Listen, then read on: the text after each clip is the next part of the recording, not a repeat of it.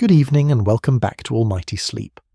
There is a dynasty so foundational to Chinese civilization that even today, more than 2,000 years after its founding, the majority ethnic group in China still carries its name. They call themselves the Han people. Tonight we're going back to the beginning of that story, to a time of collapsed empires and unlikely heroes, of silk roads and steppe wars, of philosophers and peasant kings, of golden ages so brilliant they still glow in the memory of a nation. Dim the lights, settle in, and let us begin. The world before Han, chaos, Qin, and the price of unity. To understand the Han Dynasty, you first have to understand what came before it. And what came before it was, to put it diplomatically, a complete disaster. Not immediately, of course. Before the disaster, there was something genuinely impressive, something that had never been done before in the history of East Asia. There was the unification of China under the Qin dynasty, and for a brief and extraordinary moment, it looked like the answer to everything. For centuries, the Chinese world had been a patchwork of competing states. The Warring States period, which stretched from roughly 475 to 221 before the Common Era, was exactly what its name suggests.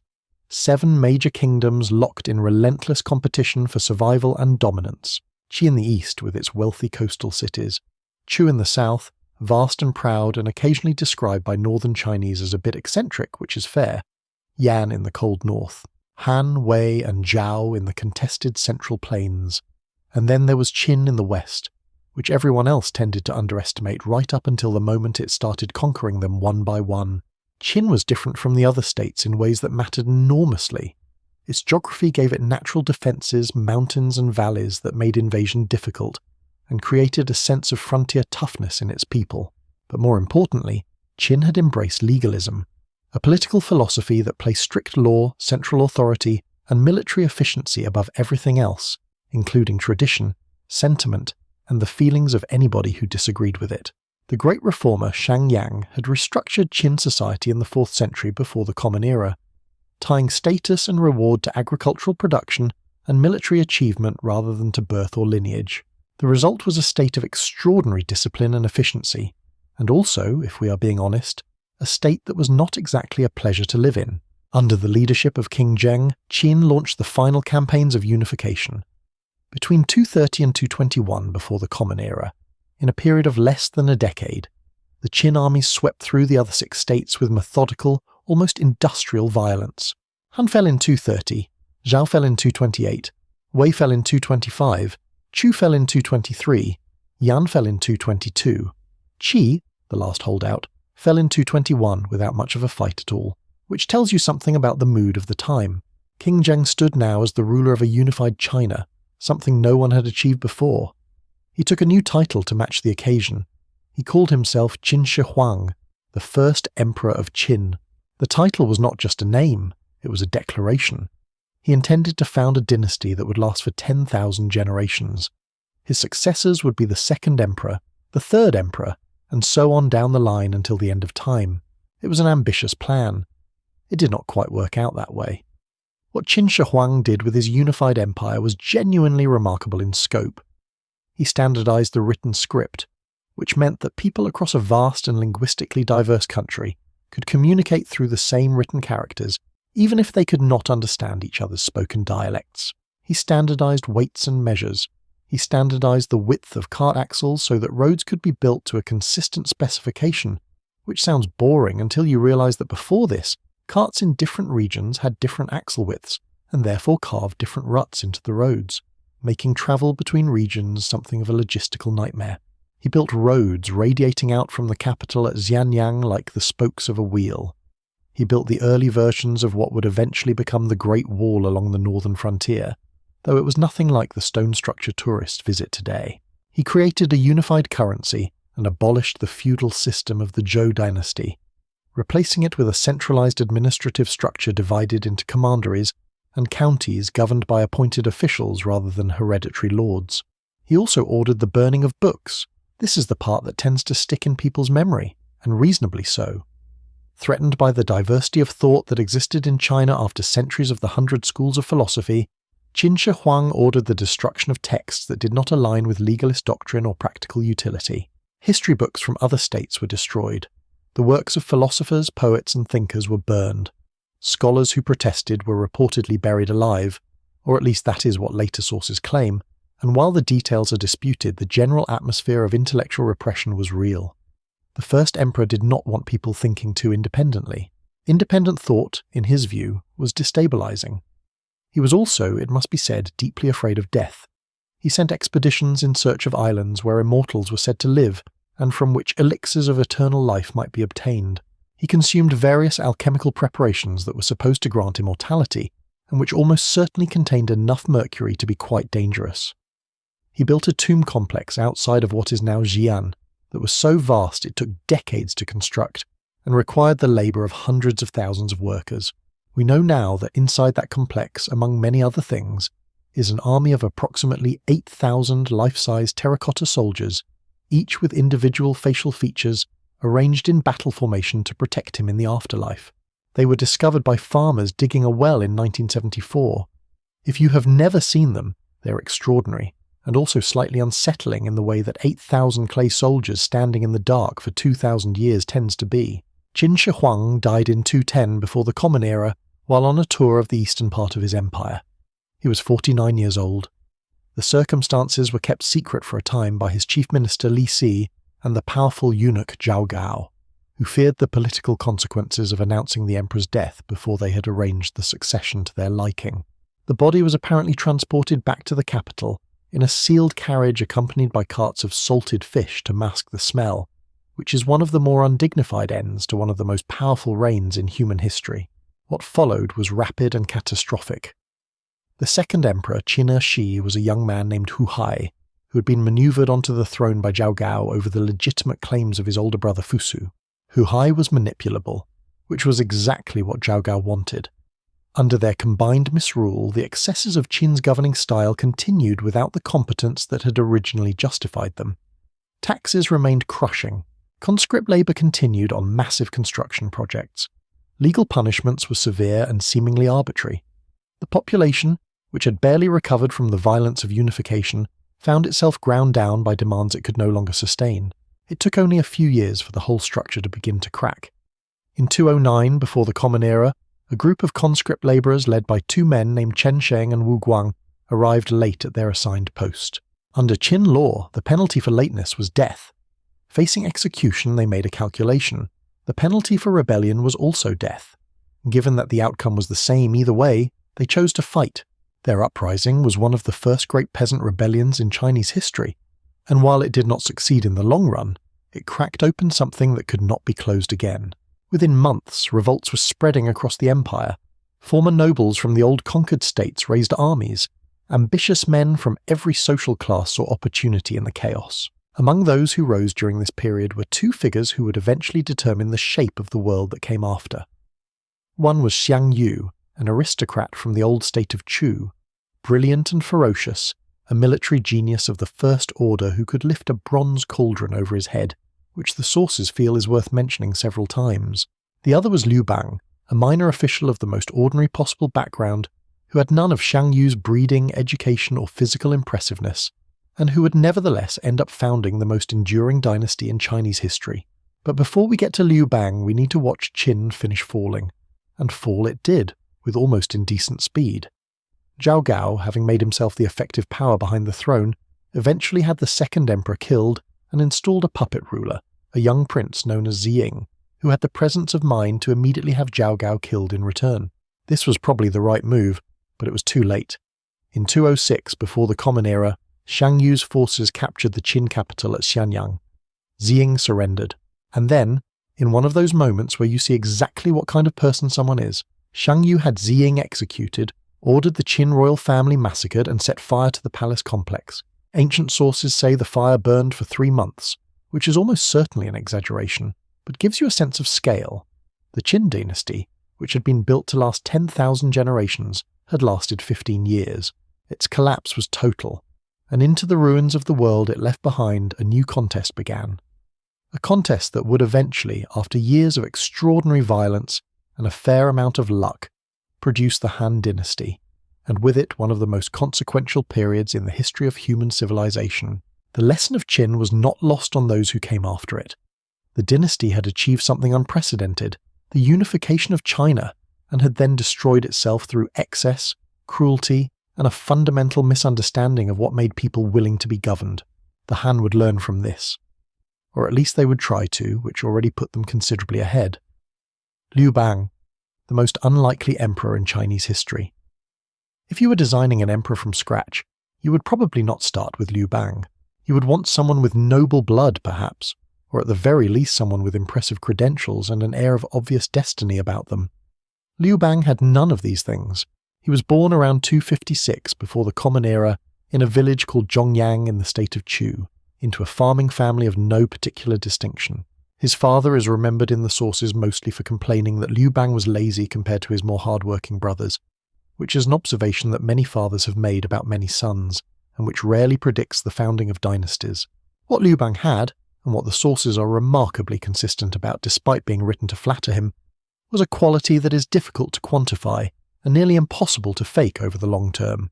He was genuinely likable, not in a calculated politician's smile sort of way, but in the way of someone who actually enjoyed people, who could sit down with strangers and make them feel like old friends within an hour, who had an infectious quality to his enthusiasm that drew followers even when his prospects were poor. He was also, by various accounts, a heavy drinker, a reluctant worker, and possessed of a somewhat inflated sense of his own importance, which seems at odds with the likability, but somehow coexisted with it in the same man without being particularly off-putting. He served for a time as a minor official in Qin administration, specifically as a village headman or pavilion chief, a low-ranking position responsible for maintaining order and organising the supply of labour conscripts to government projects. This was the kind of job that put him in contact with the realities of Qin rule at the grassroots level, which is to say with the grinding burden that Qin placed on ordinary people, and which gave him a perspective that more elevated men often lacked. The story of how Liu Bang came to lead a rebellion is one that feels almost too convenient, but is told consistently enough that there is probably something to it. He was assigned to escort a group of convict labourers to a construction site, and along the way several of them escaped. Under Qin law, this was his problem. The penalty for failing to deliver the required number of labourers was severe. Facing punishment through no particular fault of his own, Liu Bang reportedly got drunk, freed the remaining prisoners, and offered to scatter to the winds himself rather than continue. Some of the convicts, impressed by this gesture of reckless generosity, chose to follow him instead. He went into hiding in the mountains with a small band of followers, and from this undignified beginning, a movement slowly grew. When the Chensheng and Wuguang rebellion broke out in 209, Liu Bang was one of many local figures who raised a force and joined the spreading chaos. He captured the town of Pei, which he used as a base, and began a series of campaigns that were modest at first but gradually gained momentum. He was, by military standards, not a great tactician. He admitted this himself. He lost battles. He retreated when he should have advanced and occasionally advanced when he should have retreated. But he had an extraordinary gift for attracting talented people into his orbit and then actually listening to them, which turns out to be one of the most important qualities a leader can have, and one that is rarer than you might think. Among those who gathered around Liu Bang were some of the most capable men of their generation. Zhang Liang was a former nobleman who had once tried to assassinate Qin Shi Huang by dropping a massive bronze weight on his carriage, had missed, and had been living as a fugitive ever since. He became Liu Bang's chief strategist, a cool and brilliant thinker who provided the analytical depth that Liu Bang himself lacked.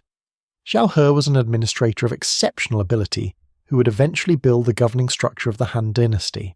Han Xin was a military genius of the First Order who had been humiliated in his youth, forced to crawl between the legs of a bully who challenged him in the marketplace, an incident he reportedly never forgot, and who would go on to become one of the greatest generals in Chinese history. These three men, Zhang Liang, Xiao He, and Han Xin, Liu Bang later credited as the real architects of his success, which was honest of him and also politically shrewd, because it cast him as the man wise enough to use great talent, which is itself a form of greatness. The great conflict of the period was the Chu-Han War, fought between Liu Bang and Xiang Yu between 206 and 202 before the Common Era. Xiang Yu had emerged from the collapse of Qin as the most powerful figure in the land, and by any objective military measure he was far superior to Liu Bang. He was physically imposing, personally brave, tactically brilliant, and inspired fierce loyalty in his core followers. He had also, as mentioned earlier, burned the Qin capital to the ground and massacred its ruling family, which sent a fairly clear message about his temperament. The problem with Xiang Yu, and it was a problem he never quite solved, was that he was brilliant at winning battles, and not very good at winning wars. He was proud, occasionally cruel in ways that alienated potential allies, and not especially interested in the administrative work of actually governing a territory once he had conquered it. He also had a streak of personal honour that, while admirable in many contexts, made him reluctant to use certain tactics that less scrupulous opponents would not hesitate to employ. At the famous feast known as the Hongmen Banquet, he had Liu Bang in his grasp and multiple advisors urging him to have his rival killed. He declined, apparently because something about the directness of the act troubled him.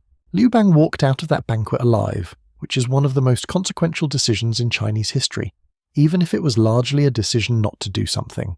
The war swung back and forth for years. Liu Bang repeatedly suffered crushing defeats and retreated, regrouped and returned. Xiang Yu repeatedly won brilliant victories that did not quite translate into final triumph because Liu Bang kept slipping away and because the territories Xiang Yu conquered kept turning against him when he left. Han Xin, operating with relative independence in the north, won a series of extraordinary victories that extended Liu Bang's control over vast areas that Xiang Yu could not contest directly. The end came at the Battle of Gaozu in 202 before the Common Era. Xiang Yu's army, surrounded and outnumbered, heard the Han soldiers singing the folk songs of Chu, his home state, on all sides in the night. According to the ancient histories, this broke his soldiers' morale entirely, the implication being that if even the Han knew the songs of Chu, then Chu must already be conquered. Xiang Yu, realizing the situation was lost, cut his way through the encirclement with a small group of followers and rode south to the Wu River. There, offered the chance to cross to safety and perhaps rebuild, he refused. He said he could not face the fathers of Jiangdong whose sons he had led to their deaths. He dismounted, killed himself, and that was the end of the greatest soldier of his age. Liu Bang became Emperor Gaozu of Han. He was 54 years old, a peasant's son, a former village headman, a man who had been written off and underestimated at every stage of his rise. The dynasty he founded would last, with one interruption, for more than 400 years.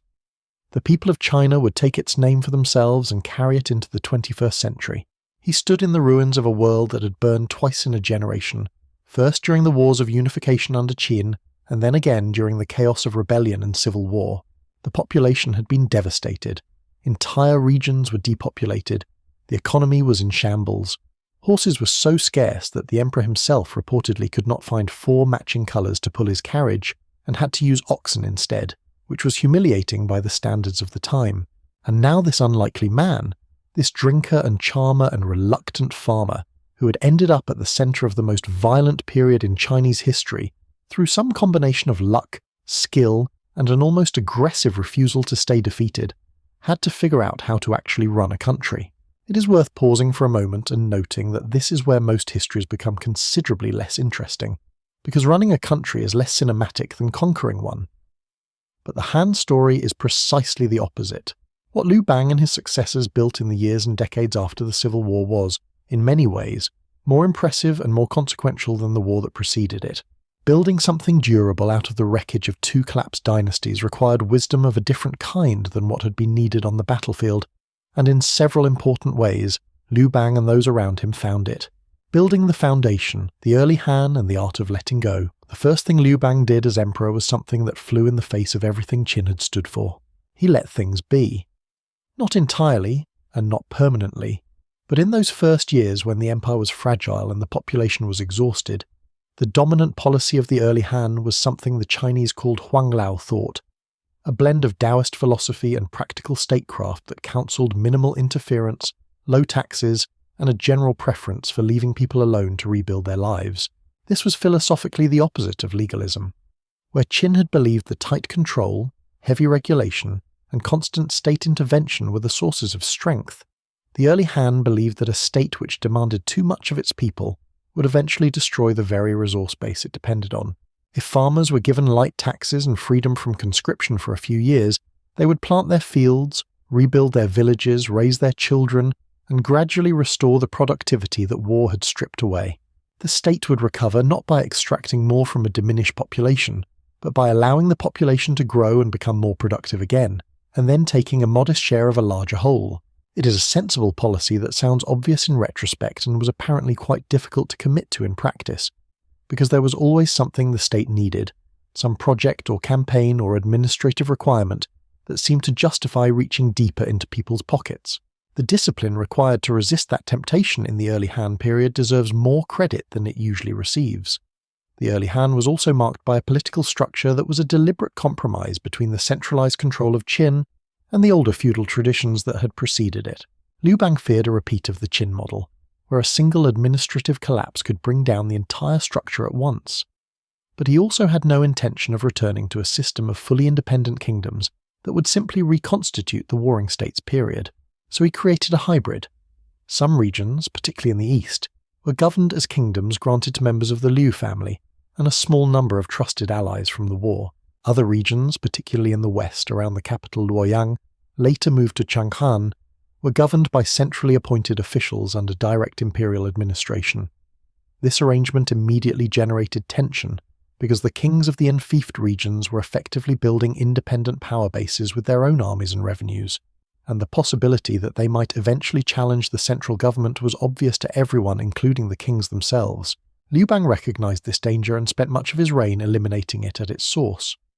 One by one, the great non-Liu kings who had fought alongside him and been rewarded with kingdoms were accused of disloyalty, stripped of their titles, and in many cases executed.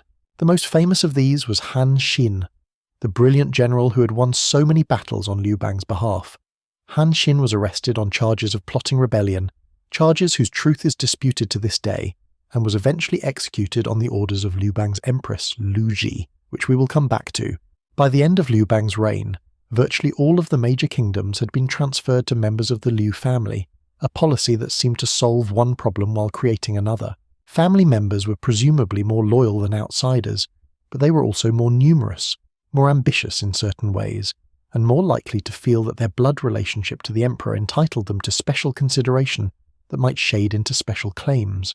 Liu Bang himself ruled for 7 years as emperor, dying in 195 before the Common Era from a wound received in battle against a rebellion in the north, a wound he apparently refused to treat seriously enough, which is consistent with what we know of his character. He was not a man who spent much time worrying about his own vulnerability. In those 7 years, he had set the broad outlines of what the Han Dynasty would become, the basic administrative structure, the policy of restraint and low taxation, the compromise between central control and regional autonomy, and the fundamental decision to learn from Qin's mistakes rather than repeat them. He was also, in his final years, worried about the succession. His favourite son was Liu Rui, the child of his favourite consort Lady Qi. He wanted to name Liu Rui as his heir over his eldest son Liu Ying, who was the son of Empress Lu and who struck Liu Bang as too gentle and not suited to rule. This was a problem, because Empress Lu was a formidable woman who had spent years maintaining the political position of her son while Liu Bang was campaigning, and who was not going to let him be set aside without a fight, and by fight I mean a careful, patient, politically sophisticated campaign that made Liu Bang's military victories look straightforward by comparison. The story of how Empress Lu defended her son's succession involves one of the most famous anecdotes of the early Han. Liu Bang sought out 4 elderly reclusive scholars known as the 4 hoary heads, who had refused to serve either Qin or Han because they disapproved of Liu Bang's manners and his habit of treating them with insufficient respect. These men had a legendary reputation for wisdom and virtue. When they appeared publicly as the attendants of the Crown Prince Liu Ying, Liu Bang understood immediately what it meant. If even those 4 would serve his son, then his son had legitimacy he could not match with a replacement. He abandoned his plan to change the succession. Liu Ying remained the heir. This is actually one of the stranger and more interesting moments in the whole Han story, because it shows how much legitimacy in the early Han depended on the endorsement of the scholarly and philosophical community, on the appearance of virtue and respect for tradition, in a way that would become central to Han political culture as the dynasty developed. Liu Bang was a pragmatist and a rough man in many ways, but he understood that governing China required more than military force. It required the cooperation of the educated, the cultivated, the keepers of tradition, and earning that cooperation meant showing at least some deference to the values they held. He died before he fully resolved the tensions he had created, but he left behind a functioning empire, a surviving dynasty, and a set of problems for his successors that were mostly the good kind the kind that arise from having succeeded rather than the kind that arise from having failed. The Han Dynasty was alive. The question now was what kind of dynasty it would become. The administrative machinery built in those early years was modest by later standards, but functional. Officials were appointed, taxes were collected, granaries were maintained, roads were kept passable, and the basic requirements of governing a population of perhaps 50 or 60 million people were met without catastrophic failure. This was, given what had come immediately before it, a genuine achievement, and one that the population seems to have appreciated, because the early Han sources are notably lacking in the accounts of mass uprisings and regional rebellions that characterized the end of Qin. People were tired of chaos. They wanted to plant their fields and raise their children and not be conscripted into wars or forced to build palaces. The early Han gave them that, or at least enough of it to make a difference, and in doing so, it bought time for the dynasty to develop the institutions and the ideology that would eventually make it one of the great governing structures in human history.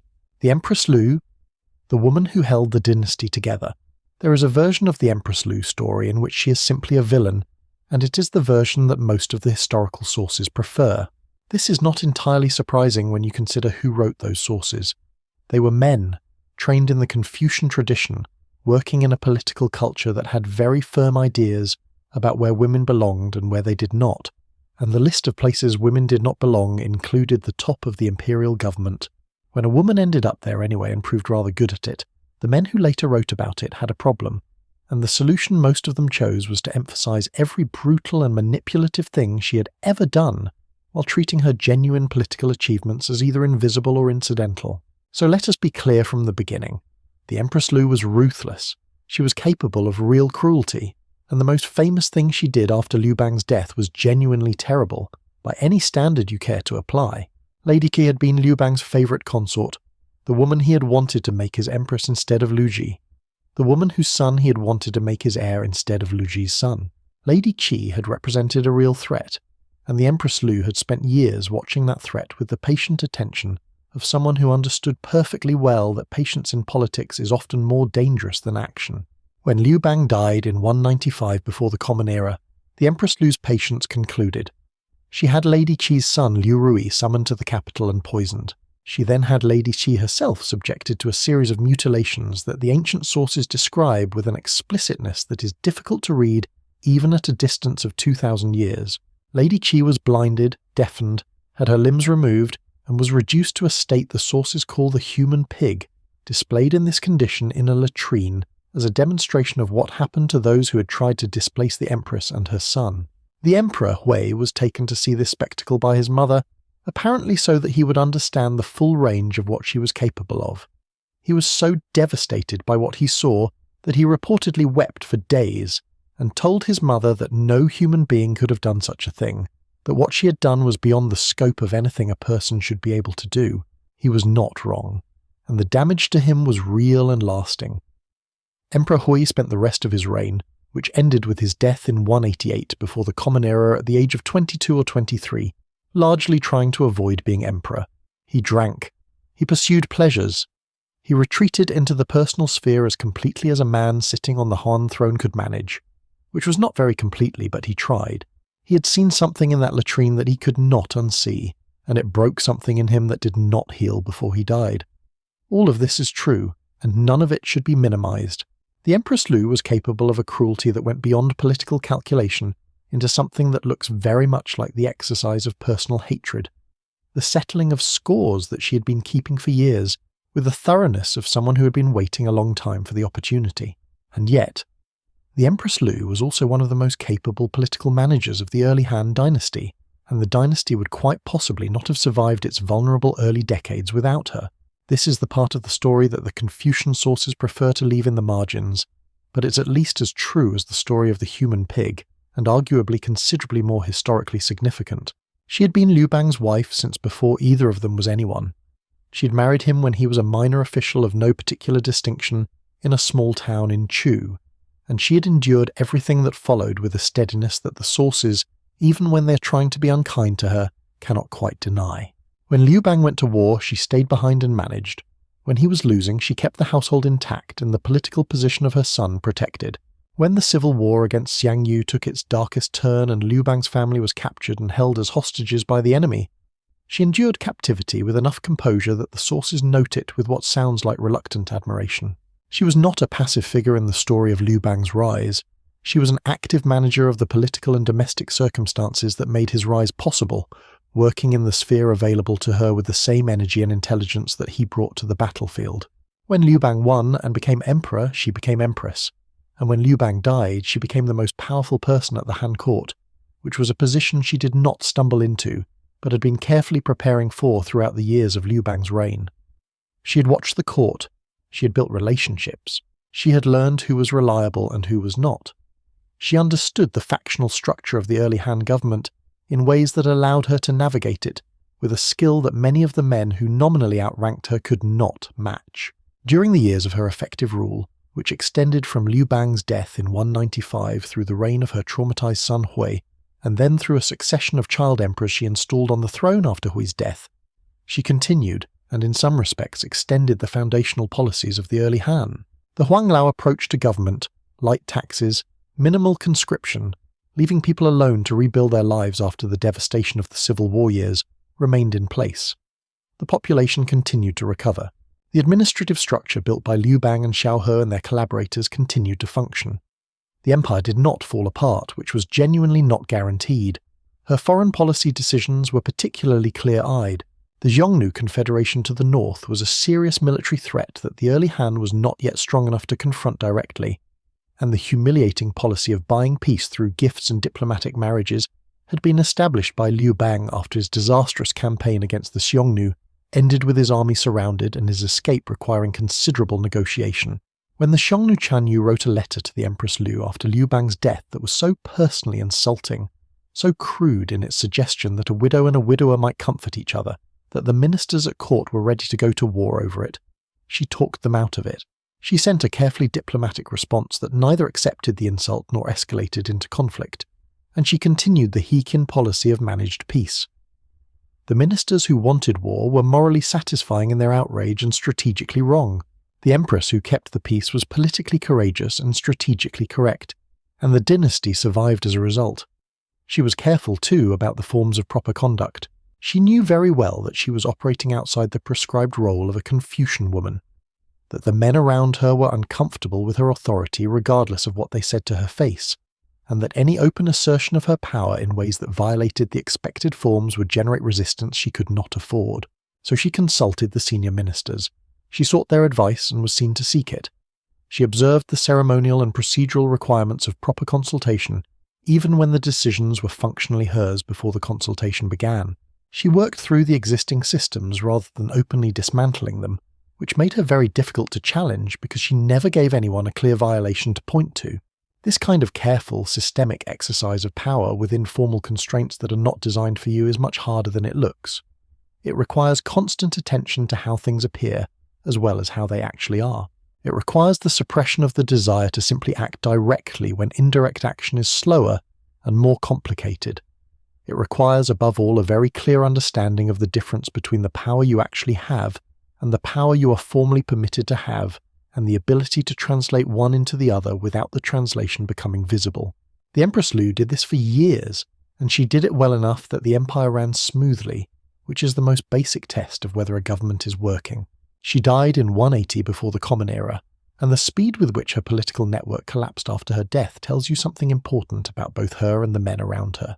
The ministers and generals who had worked alongside her for years, who had deferred to her judgments and cooperated with her policies, turned on the Liu family almost before she was cold.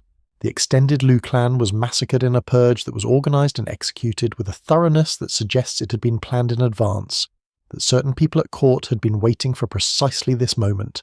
They killed the Liu relatives quickly and completely, and then placed a new emperor on the throne, one of Liu Bang's surviving sons who had been living quietly in a provincial kingdom, and who now found himself suddenly summoned to be the son of heaven, which must have been a somewhat startling experience.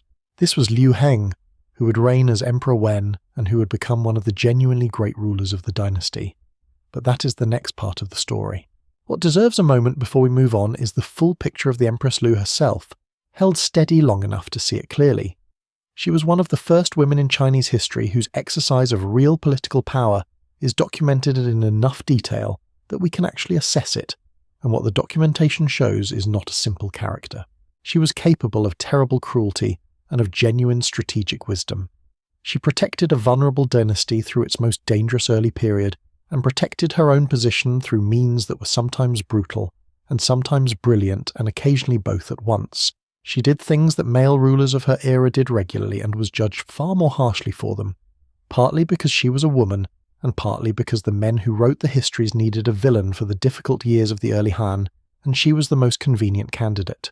The Han Dynasty came through her years of effective rule in better condition than it had entered them. The population was larger, the economy was more stable, the administrative systems were functioning, and had been tested under real pressure and had held. That is the bottom line, and history has a way of making bottom lines more honest than the narratives built around them. The Empress Lu was not a good person by any definition that takes her treatment of Lady Xi seriously, but she was a capable ruler, and in the Han Dynasty's most vulnerable decade, capable rule was what the dynasty needed most. Emperor Wen and Emperor Jing, the quiet genius of careful rule. Emperor Wen is the kind of ruler that history tends to undervalue, because he did not do anything dramatic. He did not conquer new territory. He did not build massive monuments. He did not get into famous feuds or conduct spectacular affairs or make decisions that changed the world in ways you could point to clearly. What he did was govern well for almost 23 years, from 180 before the Common Era to 157, and that turns out to be one of the rarest and most difficult achievements in the entire catalogue of human political activity. He came to the throne as something of a compromise candidate.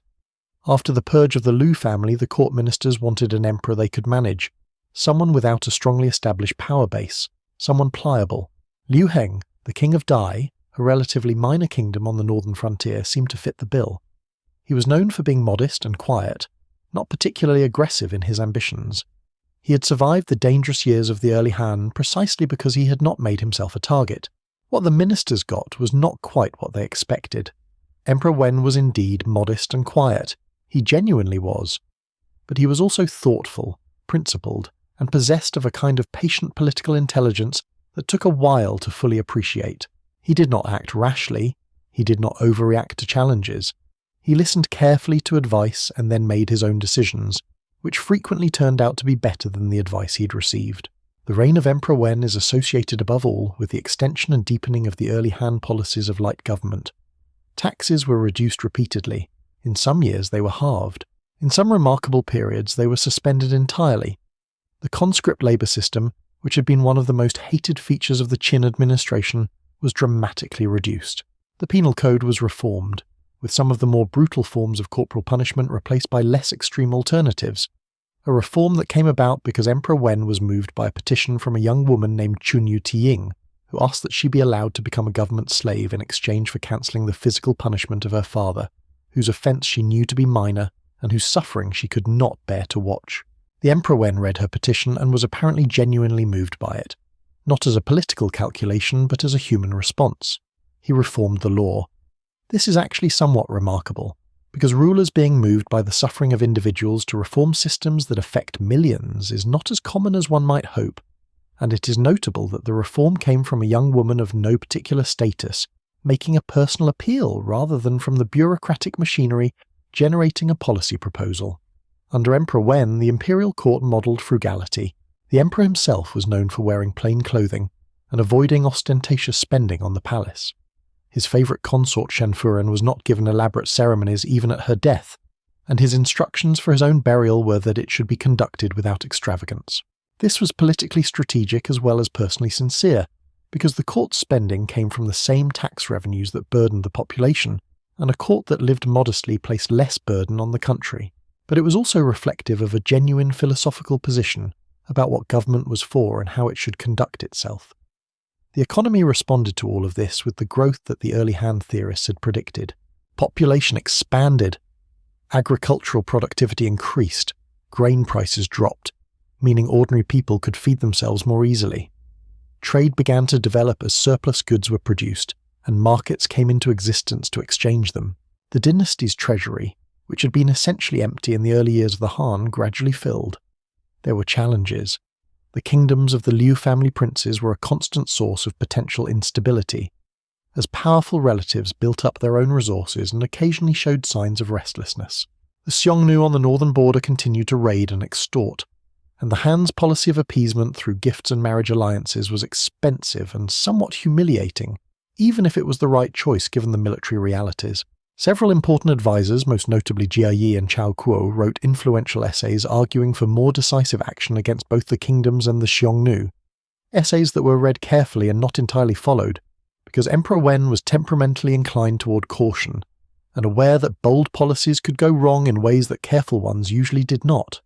When Emperor Wen died in 157 and was succeeded by his son Emperor Jing, the dynasty was in genuinely remarkable condition. The accumulated wealth of 2 reigns of frugal government had left the imperial treasury full of grain and cash. The population had recovered significantly from the losses of the Civil War years. The administrative structure was functioning. The empire was at peace, internally and externally. Emperor Jing continued his father's general approach, but was forced fairly early in his reign to confront the problem of the kingdoms that Emperor Wen had deferred. His advisor Chao Kuo, who had been writing about the kingdom problem for years, persuaded him to begin systematically reducing the territories and powers of the Liu family princes under the pretext of punishing various alleged infractions. The princes responded in 154 with the Rebellion of the Seven Kingdoms, a coordinated uprising of 7 of the most powerful kingdoms in the east, led by the King of Wu who had been nursing grievances for years. The rebellion was serious. The 7 kingdoms together were wealthy and militarily significant, but it was ultimately suppressed within 3 months, faster than anyone had expected, largely through the military efforts of a general named Zhou Yafu, who understood that the key was to hold defensive positions and cut the rebel supply lines, rather than to risk a direct engagement. The rebellion collapsed from within when it ran out of food and internal cohesion. Its leaders were killed, the kingdoms were broken up, and Emperor Jing then went considerably further than the rebellion had even demanded he go, systematically reducing the size and power of all the Liu family kingdoms over the following years. By the end of Emperor Jing's reign in 141, the kingdom problem was effectively solved. The Liu relatives still had their titles and their territories, but those territories were now small enough and divided enough that no individual kingdom could challenge the centre, and the centre was now presiding over an empire of unparalleled prosperity, with a full treasury, a growing population, a functioning bureaucracy, and relative peace.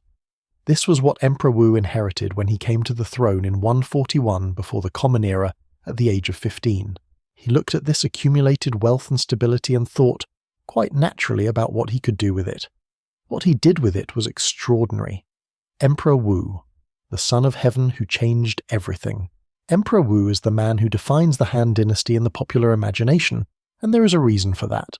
He reigned for 54 years, from 141 to 87 before the Common Era, the longest reign in Han history, and he used those years with an energy and ambition that makes the careful restraint of his predecessors look almost timid by comparison.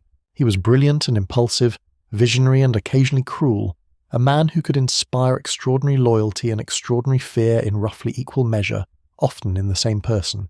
He was born Liu Che, the son of Emperor Jing and a concubine named Wang Ji. His designation as crown prince was not straightforward, involving the displacement of an earlier heir through a combination of maternal maneuvering, court politics, and apparently the intervention of his aunt Princess Liu Piao, who was married to a wealthy man and had enough influence at court to tip the balance. He came to the throne young and conscious of what had been done to put him there, which may have contributed to the sharp political intelligence he showed throughout his reign. The first thing Emperor Wu did, in the early years of his reign, was make a decision that would echo through 2,000 years of Chinese history.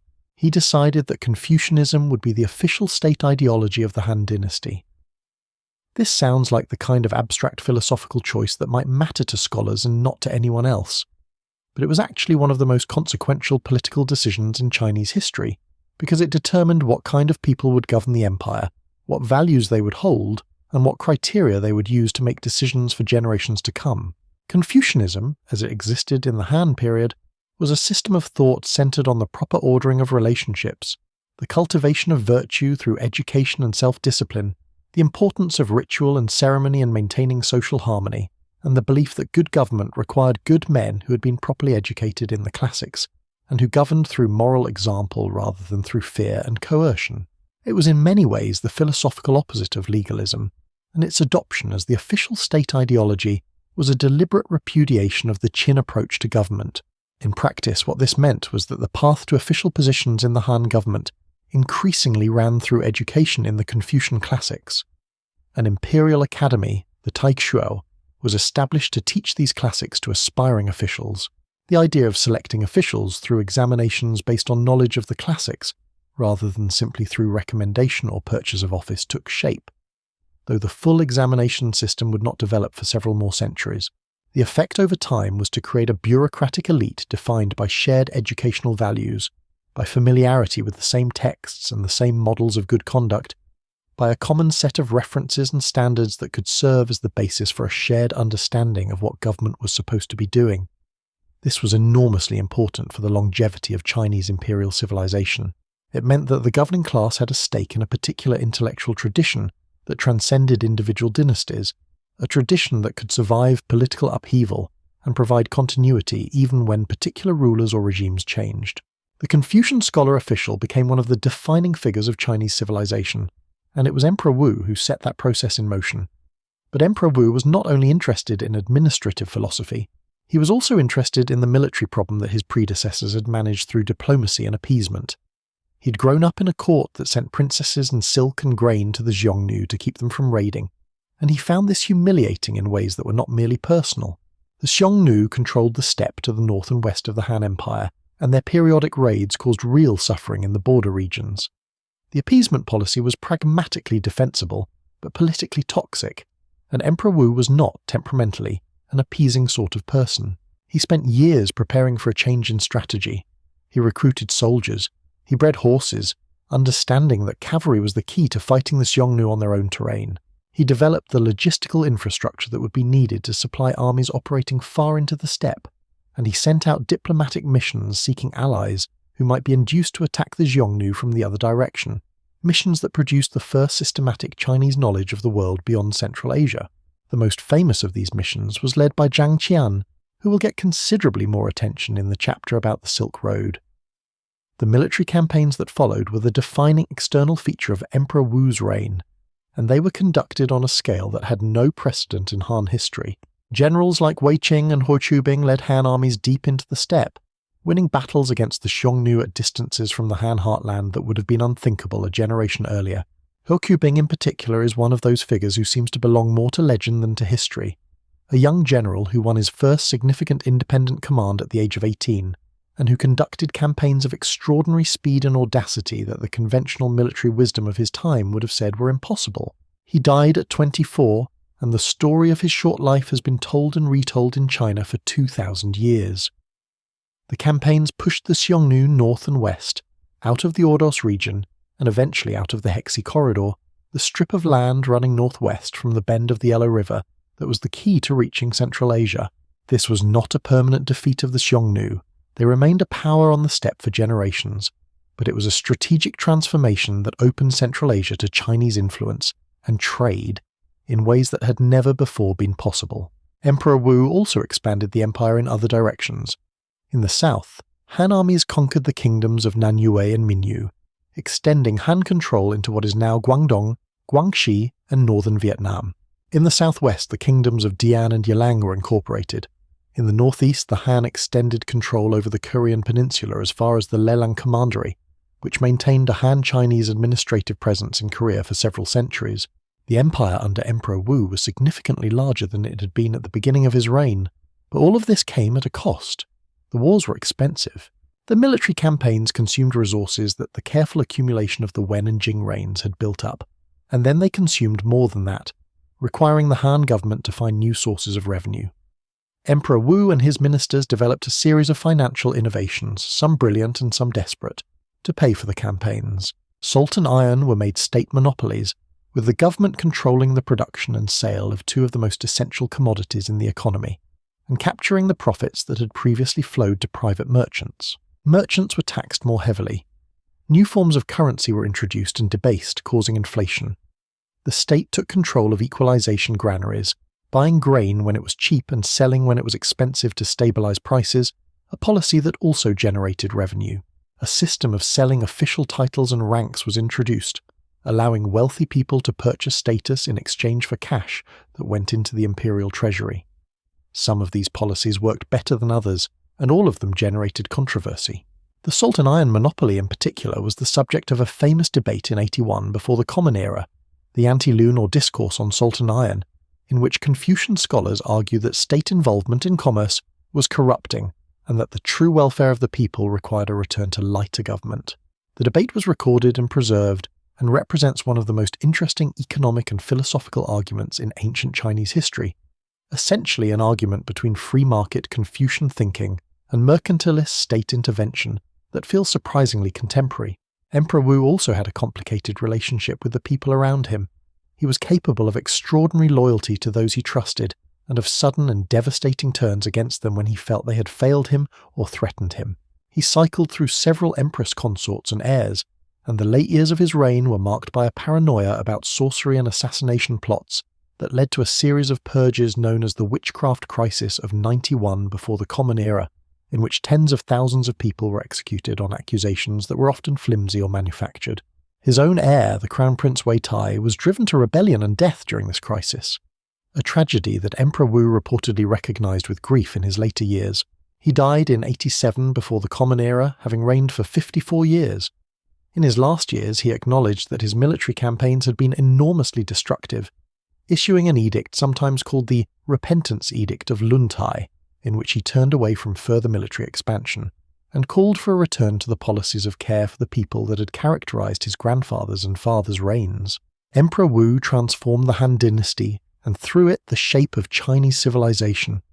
The adoption of Confucianism as state ideology, the expansion of the empire's territory, the opening of Central Asia and the Silk Road, the establishment of the bureaucratic structures that would govern China for 2 millennia, all of these have their roots in his reign. He was not a perfect ruler, and in his later years he was often a deeply problematic one. But the China that existed after him was fundamentally different from the China that existed before him, and it was recognizably the ancestor of what China would become. The Silk Road. China reaches out to the world. The story of the Silk Road begins with a failed diplomatic mission, which is the kind of origin that history tends to enjoy.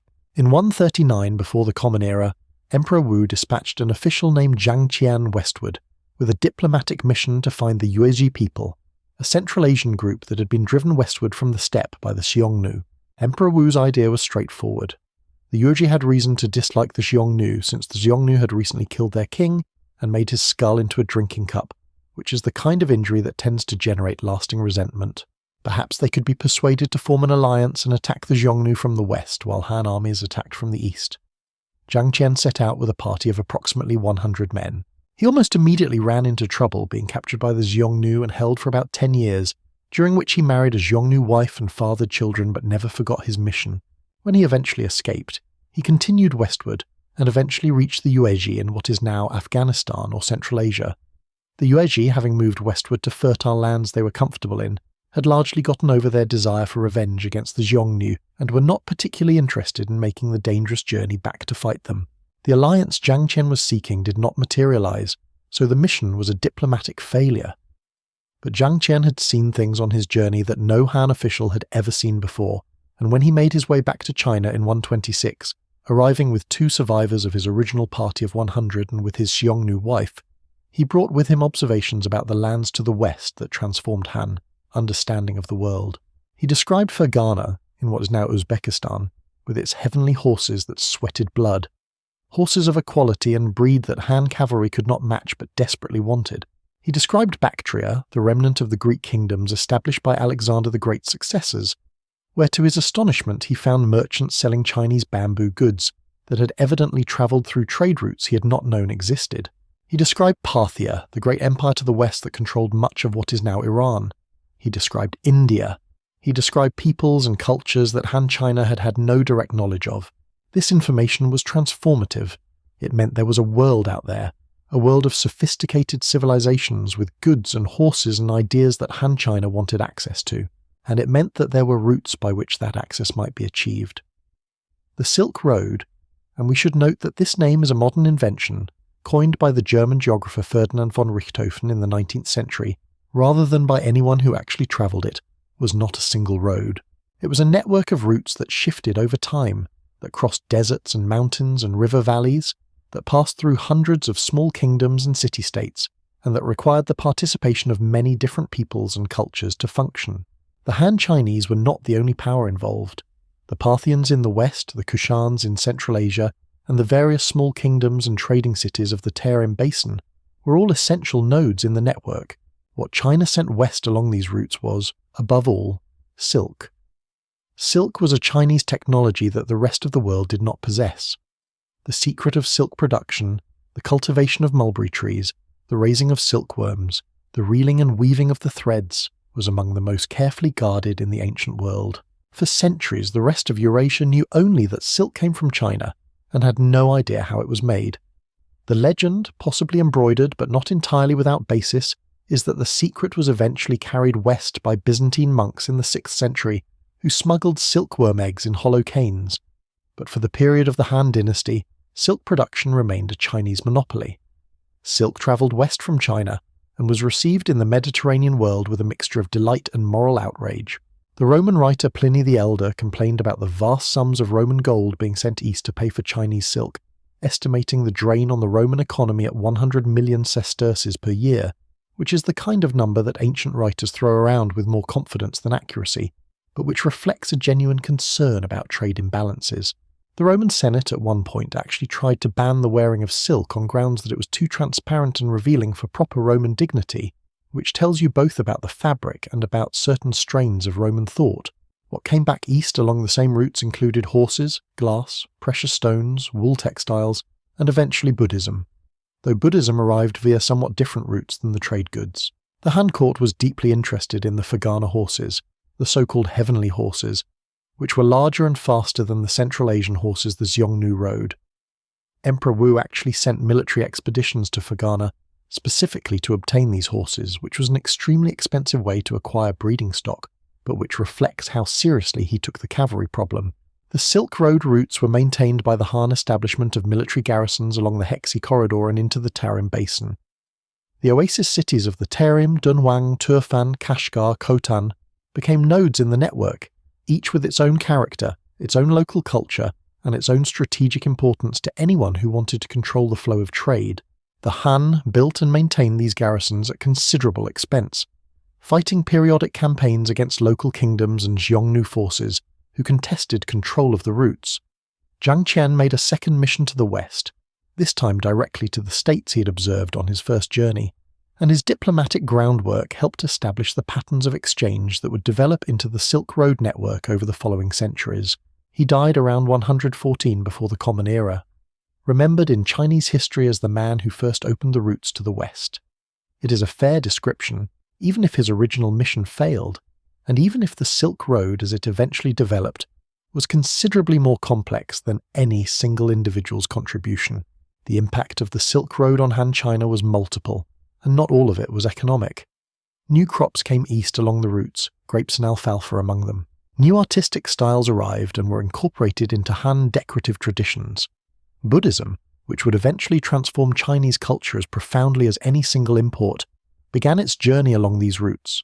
The Han court developed a taste for foreign luxury goods, and the merchants who supplied them, though they occupied a low official status in the Confucian social hierarchy, accumulated considerable wealth. The Silk Road also generated a new kind of cultural awareness.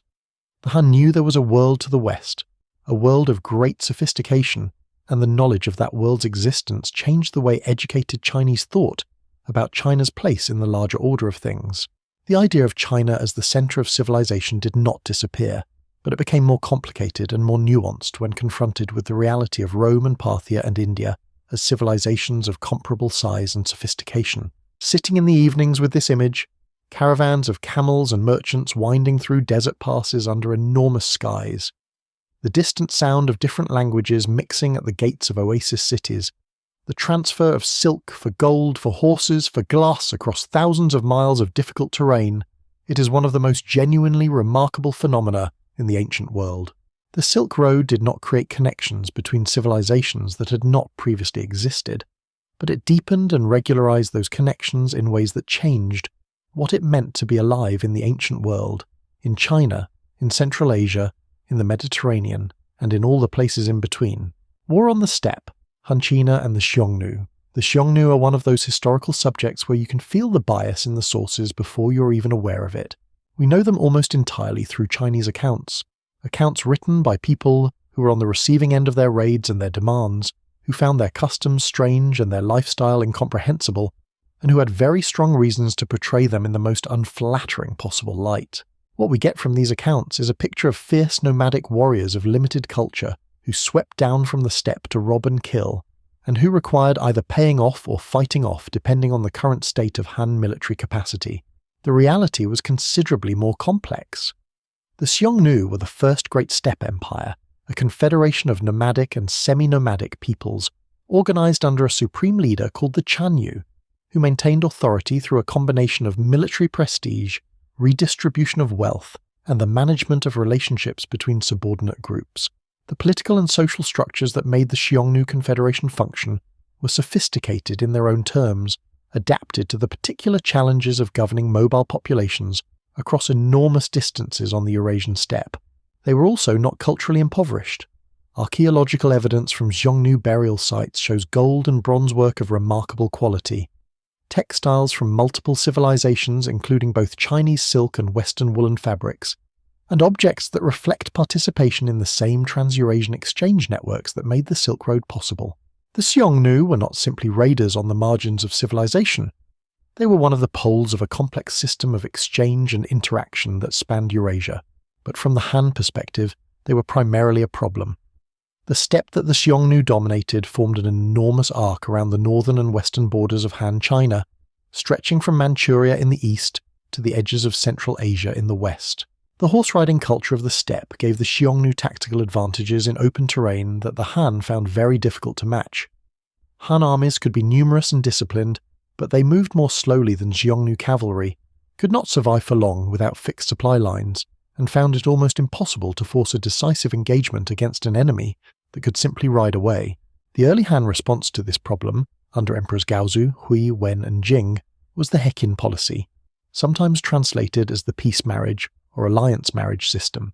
The Han sent silk, grain, wine, and other goods to the Xiongnu Chanyu each year, and periodically sent a Han princess to marry the Chanyu, cementing a diplomatic relationship that was supposed to guarantee peace on the northern border. The Xiongnu accepted these gifts and the accompanying diplomatic recognition, while also raiding when they felt the tribute was insufficient, or when an opportunity was too good to pass up. The humiliation of this arrangement was keenly felt at the Han court.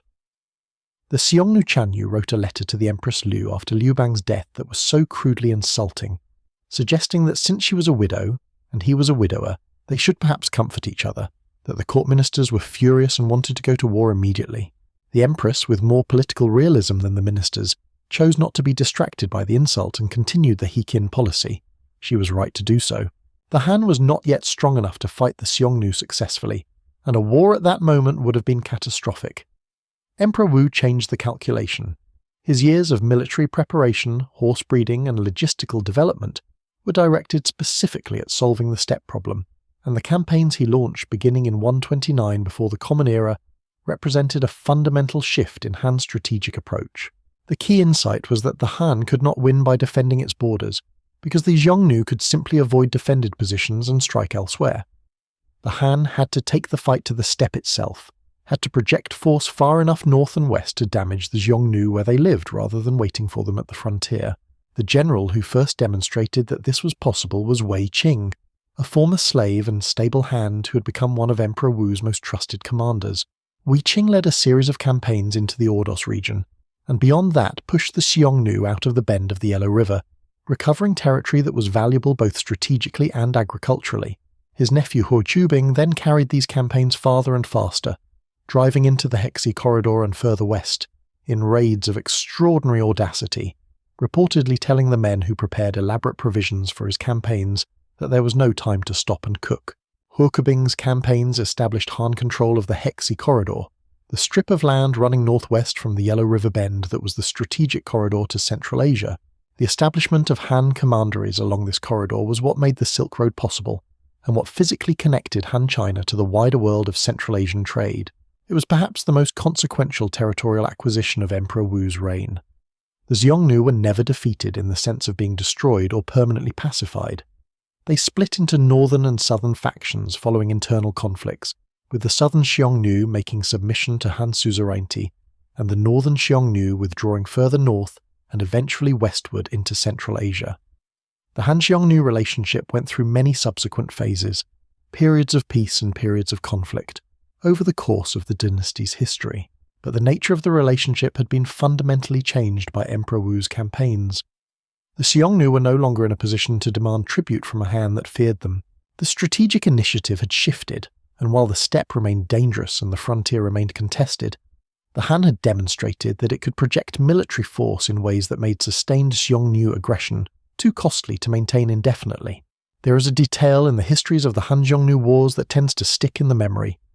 After the Battle of Mobei in 119 before the Common Era, in which Wei Qing and Huo Qubing drove the Xiongnu Chanyu north of the Gobi Desert, in the largest Han steppe campaign to that point, the Han forces returned home and the emperor held a grand review and celebration.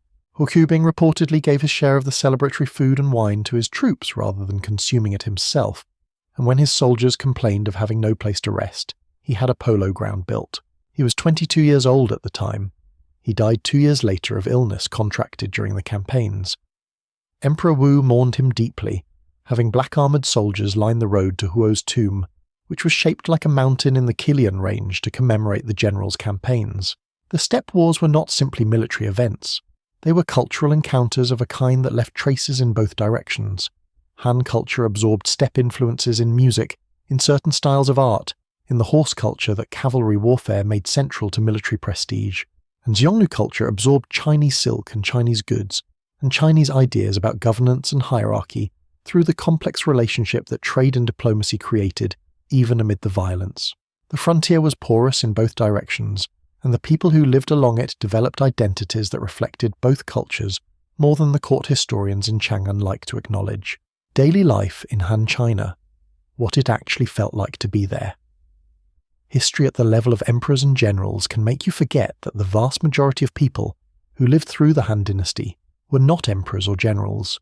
They were farmers and merchants, craftsmen and scholars, women managing households and raising children, soldiers serving conscription terms on distant frontiers, servants and slaves, doctors and musicians and officials of every level, from the most senior ministers down to the clerk keeping records in some provincial town. Understanding what the Han Dynasty was is to some extent understanding what their lives were like, and the evidence, while fragmentary, is rich enough to give us a real picture. The population of Han China at its height, around the time of the famous census of 2 CE, was approximately 57 million people.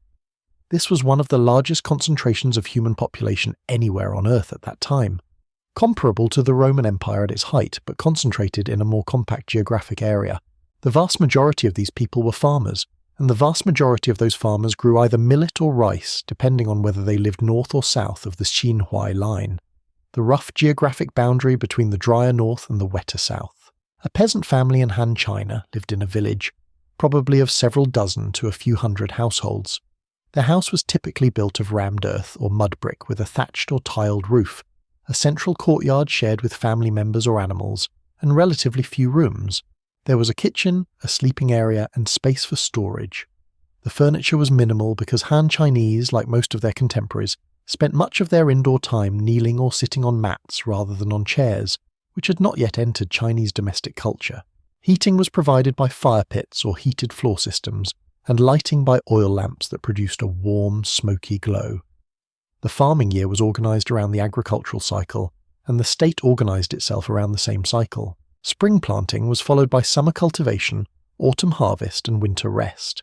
And the timing of conscription, tax collection, and public works labour was calibrated to avoid, at least in theory, pulling farmers away from their fields at the critical moments of the agricultural year. State granaries were filled from the autumn harvest and provided a buffer against the bad years of flood or drought or pest damage, when ordinary families might not have enough to carry them through to the next season.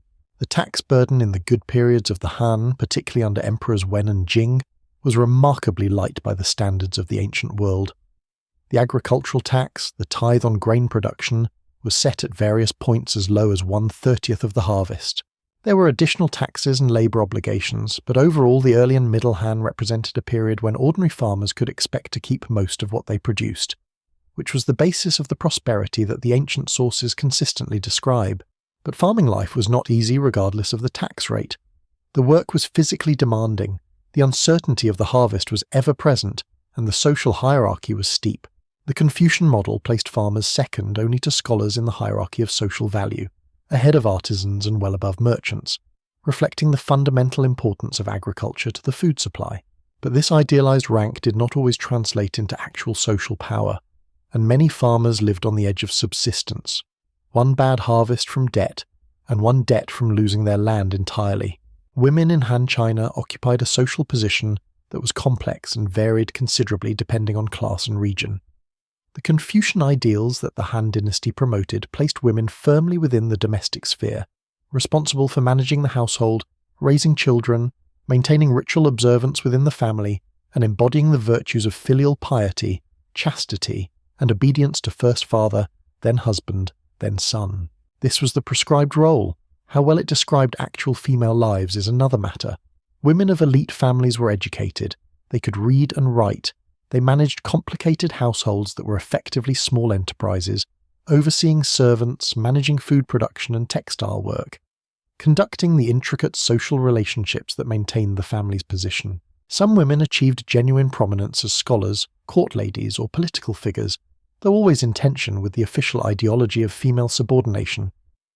Women of peasant families worked in the fields alongside their husbands when labour was scarce, wove textiles that supplemented the household income, and exercised considerable practical authority within the domestic economy. The Han legal code acknowledged women's rights in certain respects. Women could own property, widows had protections, there were legal remedies for certain forms of mistreatment. But the law also enshrined male authority within the family, and the penalties for various offences were calibrated differently for men and women in ways that generally disadvantaged women. City life in Han China was something quite different from village life. The capital Chang'an was a planned city of considerable size, laid out on a grid pattern with major avenues running between the gates. The population within the walls numbered perhaps 250,000 people. The city contained the imperial palace complex, which occupied a substantial portion of the walled area. It contained markets, both official and unofficial. It contained workshops producing silk, lacquerware, bronze, ceramics, and the full range of goods that a sophisticated urban economy required. It contained the residences of officials, merchants, and artisans, arranged roughly by status and occupation. The markets were regulated, official market hours were enforced. The kinds of goods that could be sold in different market areas were prescribed.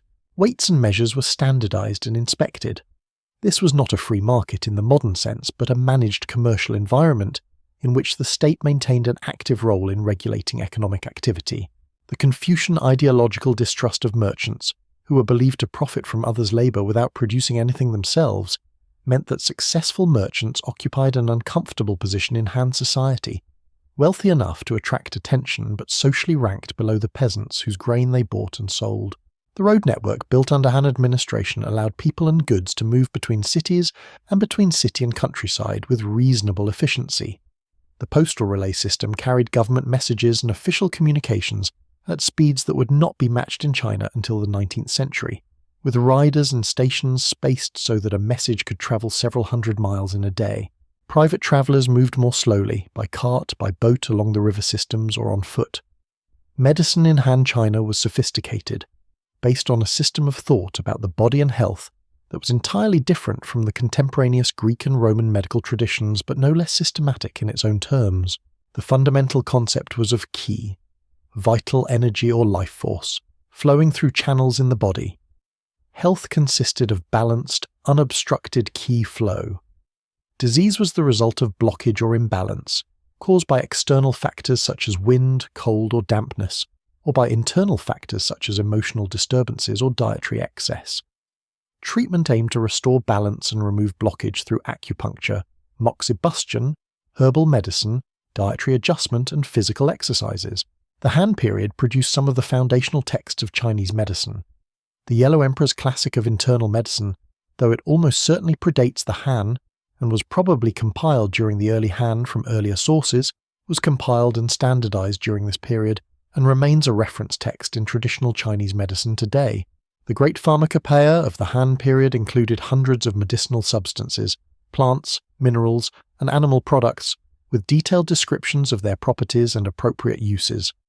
Food in Han China was rich and varied at the elite level, and more limited but still culturally significant at the peasant level. Millet was the staple grain in the north, rice in the south, with wheat becoming increasingly important in the north during the Han period. Vegetables, including cabbages, turnips, and various alliums, supplemented the grain diet.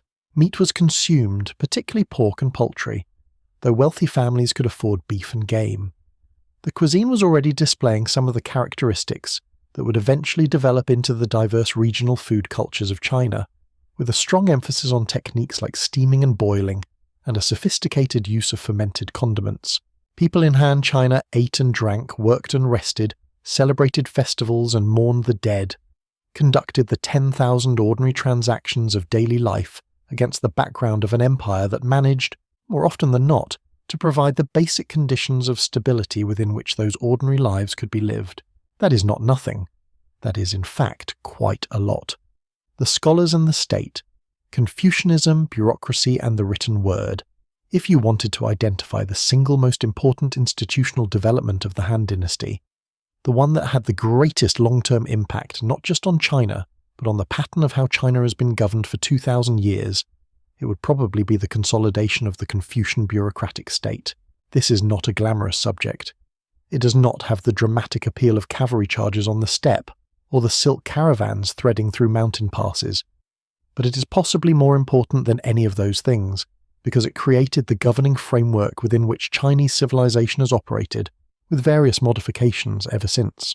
The idea at the heart of the Confucian state was that government should be conducted by educated men selected on the basis of their understanding of classical texts and their demonstrated capacity for moral reasoning, and that these men should govern not primarily through the exercise of force or the accumulation of personal power, but through the cultivation of virtue and the application of learned principles to the problems of governance.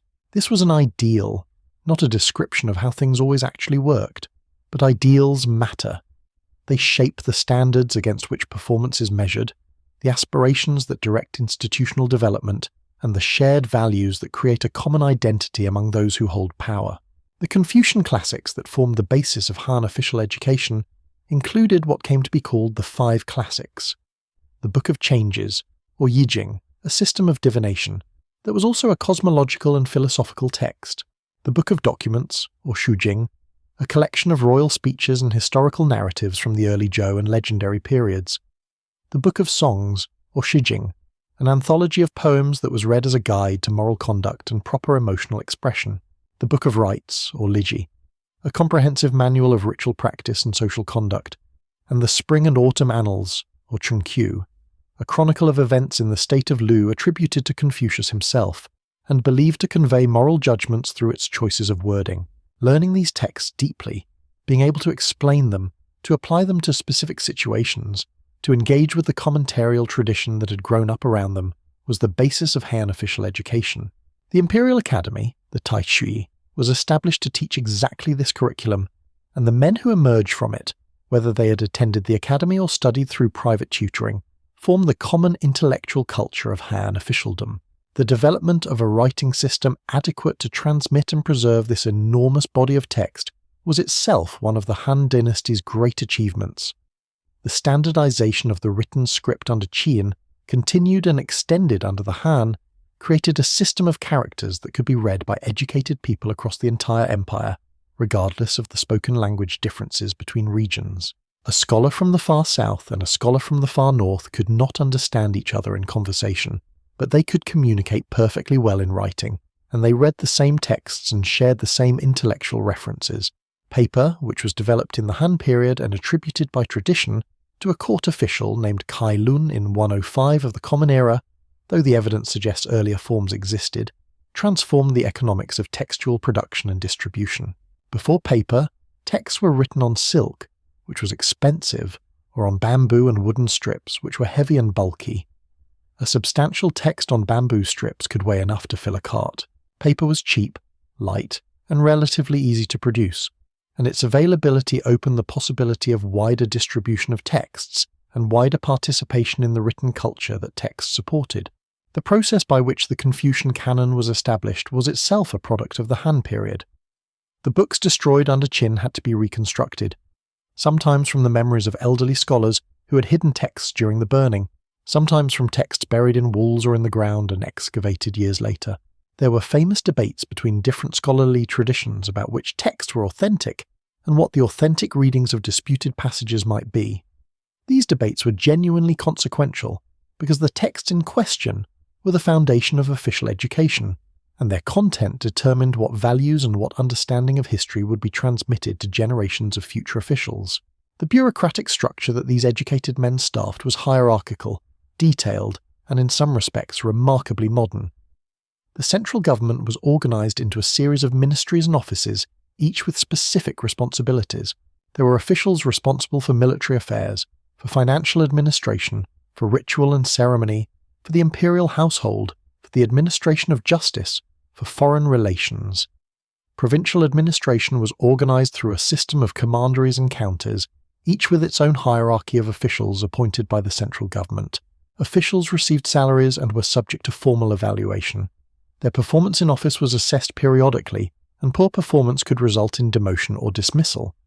Corruption was recognized as a problem, and there were legal provisions against it, though the enforcement of those provisions was inconsistent, and the relationship between official income and expected informal payments was complicated in ways that were not entirely distinguished from corruption, even when they were technically accepted practice. The relationship between the emperor and his officials was one of the central tensions of the Han system. The emperor had absolute formal authority, but the actual conduct of government required cooperation with a bureaucracy that had its own values, its own institutional culture, and its own understanding of what good government required. When emperors ruled in ways that violated these institutional norms, they faced resistance from within the bureaucracy, often expressed through the vehicle of official remonstrance, the formal right and duty of officials to submit memorials criticizing imperial policies they believed to be wrong. The right of remonstrance was one of the most interesting features of the Confucian political system. The idea was that an emperor who was truly a ruler in the Confucian sense, a ruler who sought virtue and the welfare of the people, should welcome criticism from subordinates who could see things he might miss. Submitting a critical memorial was an act of loyalty, not disloyalty, because it helped the emperor correct his mistakes. In practice, the willingness to submit critical memorials required considerable personal courage, because emperors who felt they were being criticized rather than helped sometimes reacted very badly indeed. The written word, then, was not just a vehicle for literature or record-keeping in Han China. It was the medium through which the entire governing apparatus operated, through which the legitimating ideology of the state was transmitted across generations, and through which the values that defined what it meant to be a cultivated person were sustained and debated. The Han Dynasty built on a foundation of text in a way that no previous Chinese state had, and the durability of that foundation helps explain why the Han model, in various forms, has persisted in Chinese political culture for so long. Science, innovation, and the inventions that shaped the world. The Han Dynasty is, among other things, one of the great periods of scientific and technological innovation in human history, which is not something that every era of 4 centuries can claim with a straight face. The innovations that emerged from the Han period were not all conjured from nothing in those years.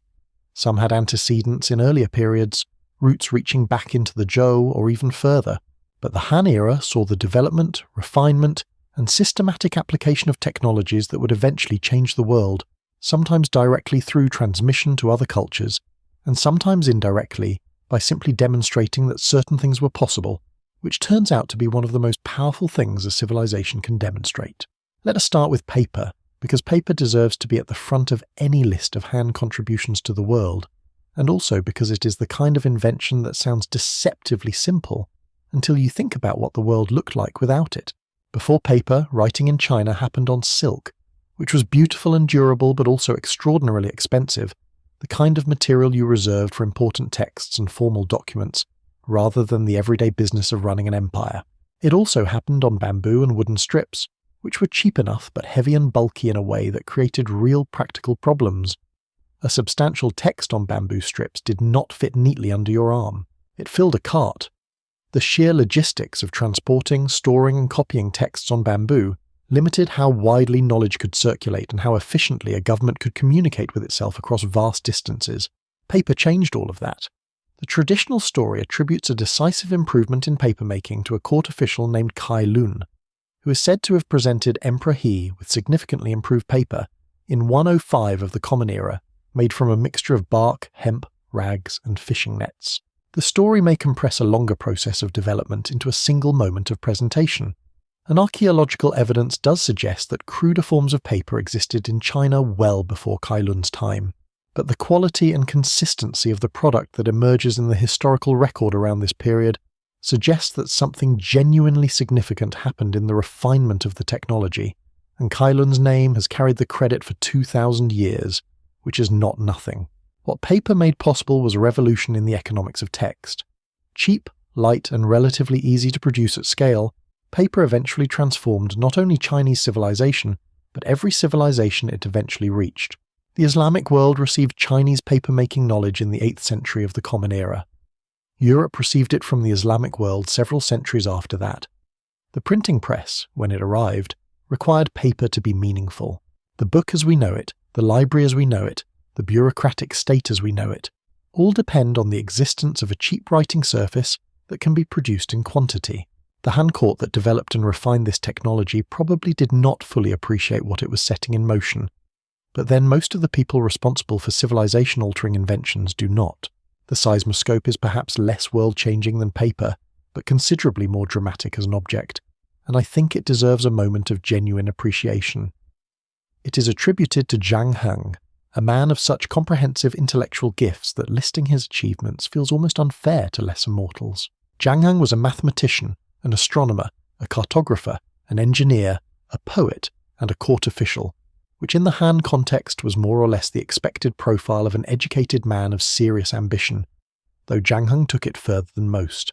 His seismoscope, completed around 132 of the Common Era, was a large bronze vessel roughly the size of a wine barrel, decorated on the outside with 8 dragons facing outward in the 8 cardinal and intercardinal directions, each dragon holding a bronze ball in its mouth. Below each dragon sat a bronze toad with its mouth open. Inside the vessel was a pendulum mechanism, a suspended weight connected by a series of levers to the dragons outside. When the ground shook even very gently, the pendulum would swing in the direction from which the disturbance had come, triggering one of the dragons to release its ball into the waiting mouth of the toad below it. The device reportedly detected an earthquake that had occurred several hundred miles away in Gansu province, dropping a ball in the appropriate direction, without any of the people present at the court in Luoyang having felt any shaking at all. Days later, messengers arrived from Gansu reporting exactly the earthquake the device had indicated. The court officials who had initially been skeptical were, apparently, no longer skeptical.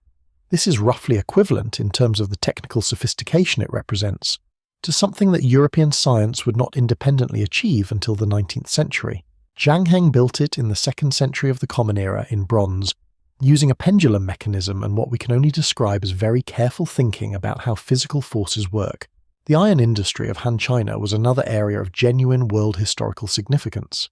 The Chinese had been working iron since the Zhou period, and by the time of the Han, the industry had reached a level of technical sophistication that would not be matched in Europe until many centuries later. The Han state made iron production a government monopoly under Emperor Wu, partly as a revenue measure, and partly as a strategic decision about controlling a resource that mattered enormously to both agriculture and military effectiveness. The iron tools and weapons that came out of Han foundries changed what was possible in both domains. Cast iron ploughs cut deeper into the soil than their wooden and stone predecessors, allowing more thorough preparation of fields and the cultivation of harder ground that had previously been left unfarmed. Iron sickles made the harvest faster and less laborious. Iron axes transformed the economics of clearing land and cutting timber. The agricultural productivity gains enabled by these tools supported the population growth of the Han period, and the military implications were equally significant. Iron weapons were harder, held their edge better, and were more durable than bronze, and the Han armies that pushed into the steppe against the Xiongnu were equipped with iron in ways that gave them genuine advantages in sustained campaigning. Other innovations of the Han period deserve mention even if they receive less attention in the popular history of the dynasty. The breaststrap horse harness was developed in China during the Han period, replacing an earlier design that had placed the pulling load on the horse's throat which limited the weight the animal could pull by the simple fact that it began to choke. The breast strap moved the load to the chest, allowing a horse to throw its full strength into pulling without strangling itself, which seems like an obvious improvement in retrospect, but which apparently took considerable time to work out in practice. This innovation significantly increased the efficiency of land transport and therefore the logistics of the empire. The water-powered trip hammer, a mechanism that used the energy of flowing water to drive a heavy hammer in repetitive vertical motion, appears in Chinese records of the Han period.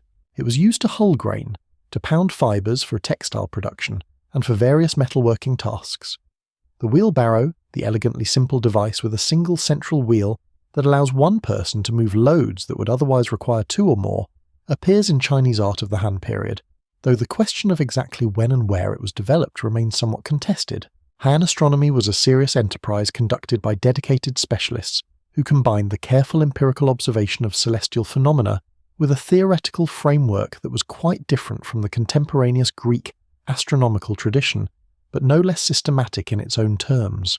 The correct determination of the calendar was an imperial responsibility, because the calendar governed the timing of agricultural activities, religious ceremonies, and the announcement of auspicious days for major undertakings. Getting it wrong was not merely an administrative failure, but a cosmological embarrassment, a suggestion that the emperor was out of harmony with the rhythms of heaven. The precision this requirement imposed on astronomical observation drove Han astronomers to measure the length of the year and the cycles of the moon with considerable accuracy, and to develop predictive models for eclipses reliable enough to be useful in practice. Zhang Hang, returning to that remarkable man one more time, also built an armillary sphere powered by a water mechanism that modelled the movements of the celestial bodies in real time, turning to represent the rotation of the heavens as the water flowed. He made calculations of the circumference of the Earth using measurements of shadow lengths at different latitudes, an approach broadly similar to the one Eratosthenes had used in Alexandria, about 3 centuries earlier, which is one of those historical coincidences that makes you think that certain questions simply impose themselves on careful observers regardless of the cultural context in which they are working. Mathematics advanced during the Han period through the compilation and refinement of the 9 chapters on the mathematical art, a text that covered everything from basic arithmetic and practical geometry to methods for solving systems of linear equations. The linear algebra methods in the 9 chapters would not appear independently in European mathematics until centuries later. The text was designed primarily for practical use by officials dealing with taxation, land measurement, engineering calculations, and the distribution of goods, and it was apparently used as a standard reference for centuries, which suggests it was actually useful rather than merely impressive.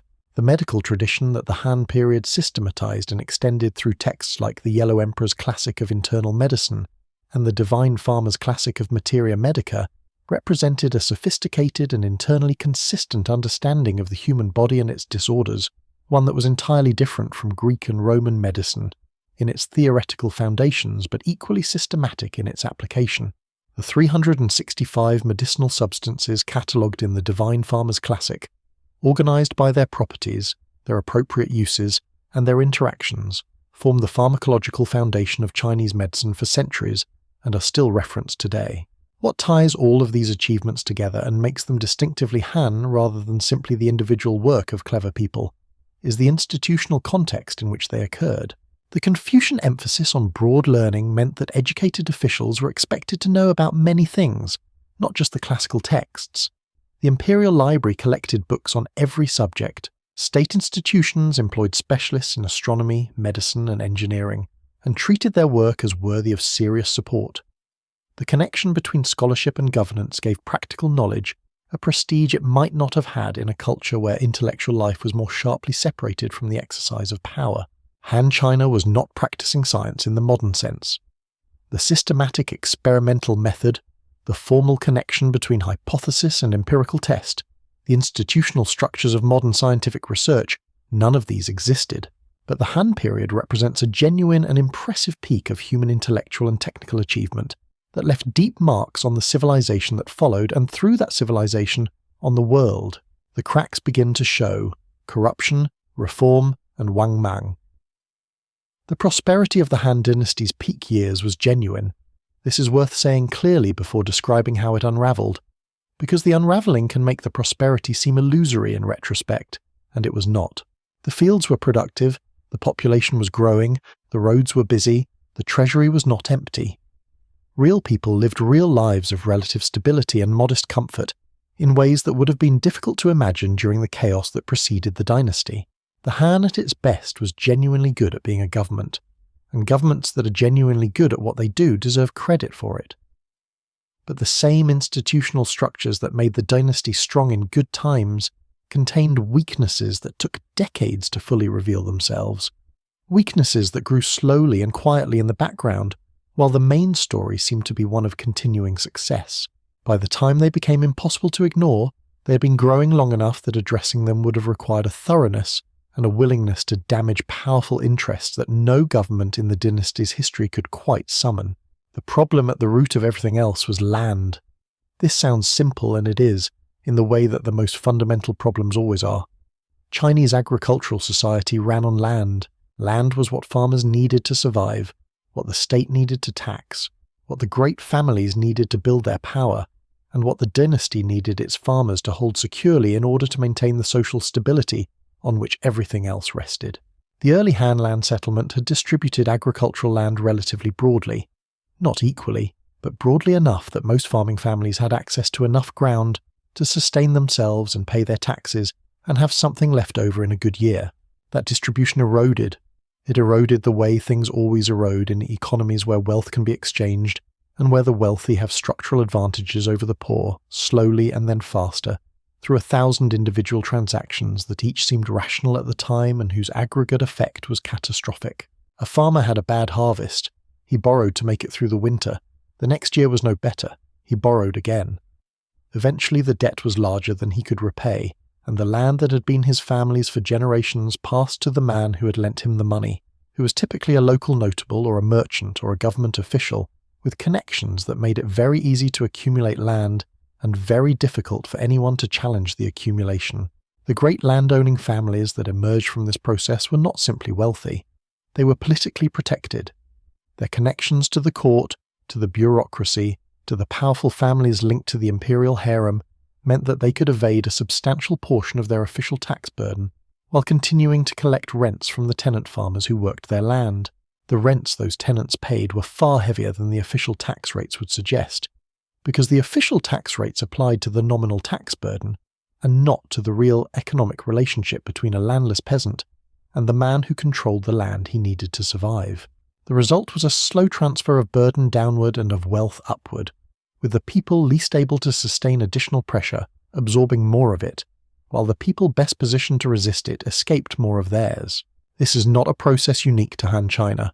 It appears with depressing regularity in agricultural societies across human history, but its effects in the late Western Han were severe enough to constitute a genuine structural crisis that the dynasty's institutions were not designed to address. The emperors who followed Emperor Wu were mostly either men of limited ability or men of limited actual power, their formal authority hollowed out by the resurgent influence of great families who controlled access to the throne through their connections to the imperial harem. Emperor Zhao came to the throne as a child, his reign managed by the regent Guang, who governed competently enough but who was governing for his own interests as much as for the dynasty's. Emperor Xuan was a more genuinely capable ruler, a man who had grown up outside the palace and therefore had a clearer view of how the empire actually functioned than most of his predecessors or successors, and he managed a period of relative effectiveness. But the structural problems did not go away during his reign, and the pattern of regency and factional competition reasserted itself in the reigns that followed. The family that came to dominate the late Western Han court was the Wang family, the maternal relatives of Emperor Yuan's empress. As the emperors grew younger and more dependent on advisors, the Wang family placed its members in key positions with the efficiency of people who understood that power in the Han system ran through proximity to the emperor, and that proximity to the emperor was managed by controlling who the emperor married and who served as regent when the emperor was a child, which was increasingly often. By the early years of the Common Era, the Wang family was the effective government of the Han Empire. The emperors reigned, the Wangs ruled. The most capable and most consequential member of the Wang family was Wang Mang, and Wang Mang is one of those historical figures who is genuinely difficult to assess because the sources about him were written by people who hated him and needed him to be a villain, which means you have to read them carefully and against the grain to get anything like a fair picture. He has been called a usurper, which he was. He has been called a reformer, which he also was. He has been called a visionary, a fool, a failed utopian, and, in some 20th century Chinese historiography, essentially a proto-socialist. He was probably a combination of several of these things, depending on which moment in his career you're looking at. What is not seriously disputed is that Wang Mang was a man of genuine Confucian learning who had spent decades building a reputation as an ideal official through conspicuous personal virtue. He gave away his wealth to subordinates and relatives in need, while others in his position accumulated it. He lived simply. He treated people with elaborate courtesy regardless of their rank. He mourned publicly and at appropriate length when family members died. He was, in short, a perfect performance of Confucian official virtue, and the question of whether it was performance or genuine conviction, or some inextricable mixture of the two, is one that the sources raise without resolving. He accumulated power through his family's position, and through his own reputation, engineering the removal of rivals and the installation of pliant emperors until in 9 of the Common Era. With the support of a broad coalition of officials who apparently genuinely believed he was the right man for an empire in serious trouble, he accepted the abdication of the infant Emperor Gaozu and declared the founding of a new dynasty. He called it the Xin, meaning simply new. The Western Han was over. The reforms Wang Mang attempted were sweeping, theoretically coherent, and almost universally catastrophic in their implementation. He tried to redistribute land, setting a maximum landholding and requiring that excess be distributed to landless peasants, which was probably the right solution to the right problem, and which was implemented in a way that managed to unite nearly every powerful family in the empire against him, since those powerful families were exactly the people whose land was supposed to be redistributed. He tried to abolish slavery. He nationalized key industries. He reformed the currency not once but multiple times, each reform introducing new coins of new values in ways that left merchants so confused about what anything was worth that substantial portions of the economy apparently retreated to barter rather than continue dealing with the monetary system. He tried to regulate prices and wages through central government intervention across an empire of perhaps 50 million people, using an administrative apparatus that was nowhere near capable of the task even when it was cooperating with him, which it increasingly was not. What was happening outside the palace while Wang Mang's officials were composing policy documents was considerably worse than the policy failures. The Yellow River, which had been shifting its course for years, flooded catastrophically. Drought struck the northern regions. Locusts consumed crops that drought had not already destroyed. Famine followed, the kind of famine that kills people in large numbers and drives the survivors to desperate measures. The Red Eyebrow Rebellion, named for the red paint the rebels smeared on their faces to distinguish themselves in battle, erupted across the affected regions and spread. It was not an ideological movement in any sophisticated sense. It was hungry people who had run out of other options, which historically has been one of the most dangerous forces in Chinese politics, and which Wang Mang's government was completely unable to manage. Wang Mang's response to the crises accumulating around him was to ask his officials to write essays about cosmic correspondence. When the Yellow River shifted its course, he wanted philosophical explanations for the celestial imbalances that had caused it. When the people needed food and flood management, he received Confucian analysis of what the disaster signified about the moral state of the dynasty. It is an image that has stuck in historical memory as a symbol of a government so captured by its own ideology that it could not respond to physical reality, and it is not entirely fair to Wang Mang, who did attempt some practical responses, but it is not entirely unfair either. He was killed in 23 of the Common Era when rebel forces stormed his palace. The Xin dynasty, which had begun with what seemed to many observers like genuine promise, had lasted 14 years. The most honest assessment of Wang Mang is probably that he was a sincere man who genuinely believed that the problems of the late Western Han could be solved by returning to the idealized social arrangements described in the Confucian classics, and who had neither the administrative capacity nor the political support nor quite enough luck to make any of his attempts work. The land reform he tried was probably the right medicine for the disease. The patient died anyway, partly because the medicine was administered badly, and partly because the patient was already further gone than the doctor realized. What Wang Mang left behind was an empire that had suffered terribly. The population that had stood at nearly 60 million in 2 of the Common Era had been devastated by famine, plague, and the violence of rebellion and suppression. The Eastern Han that emerged from the ruins of the Xin would be governing a wounded country, and the wounds would not fully heal before new ones were added. The Eastern Han, rebirth, resilience, and a different kind of empire. The Eastern Han began with a restoration and ended with the disintegration, and between those two endpoints it managed to be, for about a century and a half, a functioning and in some periods flourishing empire that deserves to be taken seriously on its own terms, rather than simply as the second half of the same story. The man who restored Han rule was Liu Xiu, a descendant of the Han imperial family, though a distant one, who had been raised as a gentleman farmer and had joined the rebellion against Wang Mang somewhat reluctantly. He turned out to be a brilliant military commander and an even more impressive political consolidator, defeating a series of rival claimants over about a decade of civil war and establishing himself as Emperor Gaozu of Han in 25 of the Common Era. He moved the capital east to Luoyang, which is why this phase of the dynasty is called the Eastern Han. Gaozu is one of the most attractive figures in Han history, and not just because the sources favour him. He was known for conducting military campaigns with minimal destruction of civilian populations and for treating defeated rivals with unusual clemency. He abolished large portions of the slave trade, though he did not abolish slavery itself. He demobilized much of the military he had used to reunify the empire and returned the soldiers to agriculture, understanding that the country needed farmers more than it needed soldiers at this particular moment. He cut the official roster of the bureaucracy substantially, streamlining a government that had grown bloated. He was also a devoted husband by the standards of his time and culture, though this manifested in a way that created a problem for later. His original consort, Empress Guo, was the mother of his designated crown prince. But Guangwu's genuine affection was for another woman, Lady Yin, and eventually he demoted Empress Guo and elevated Lady Yin as empress, changing the succession in favour of her son.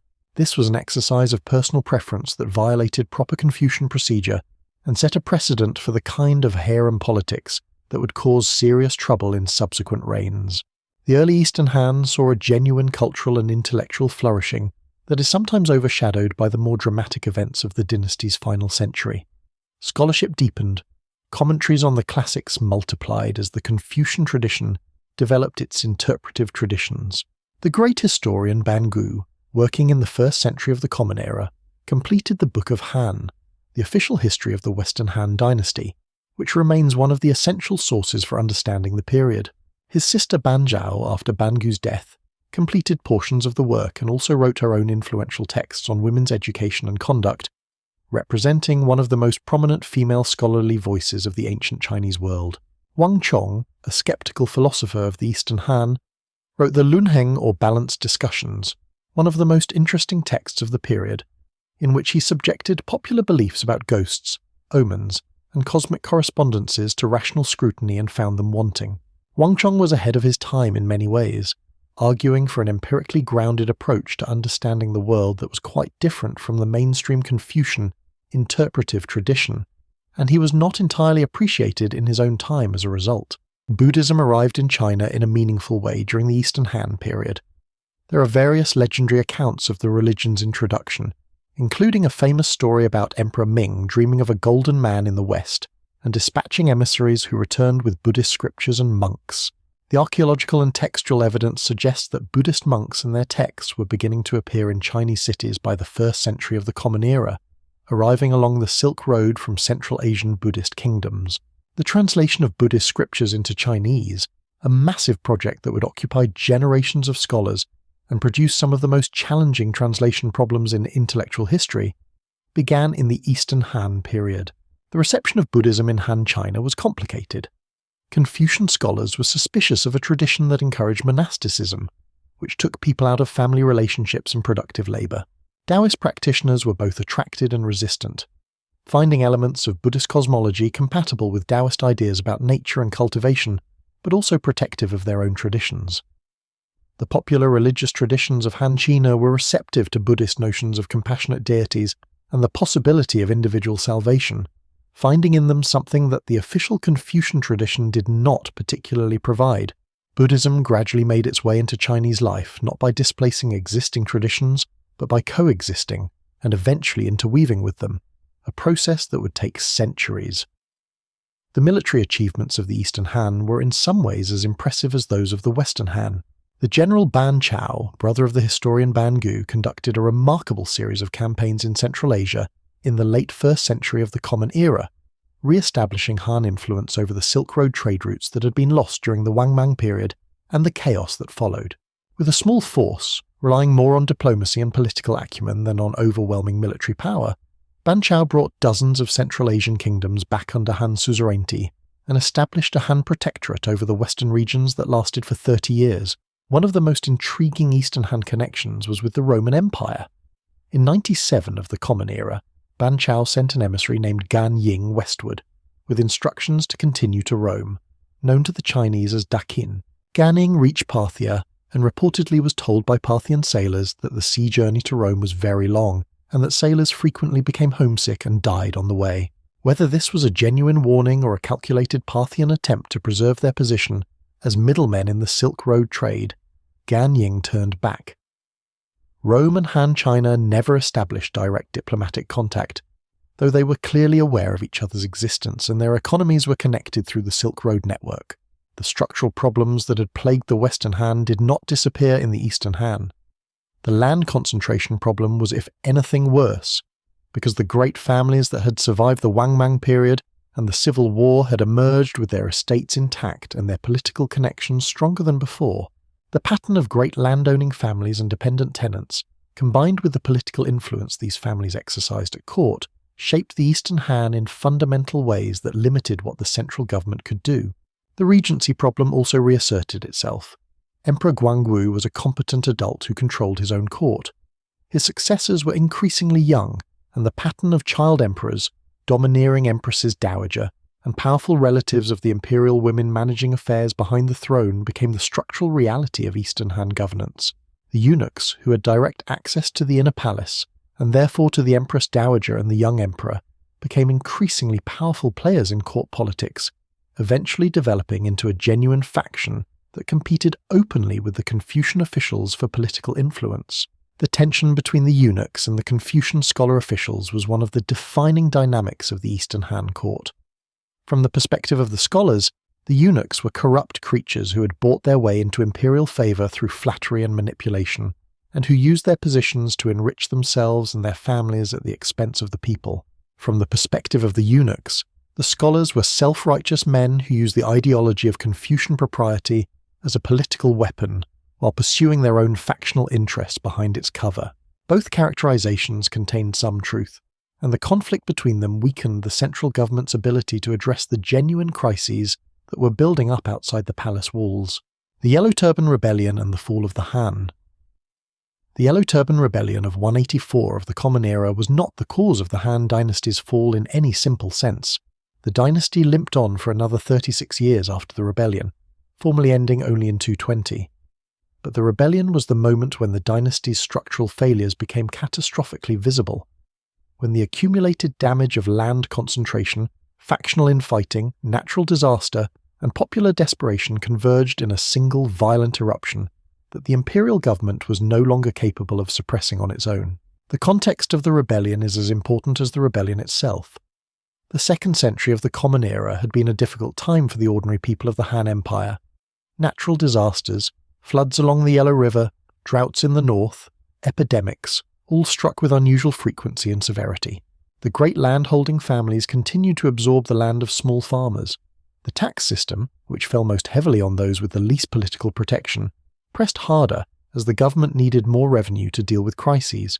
Peasants who had been independent farmers became tenants, and then labourers, and then had no secure place in the economy at all.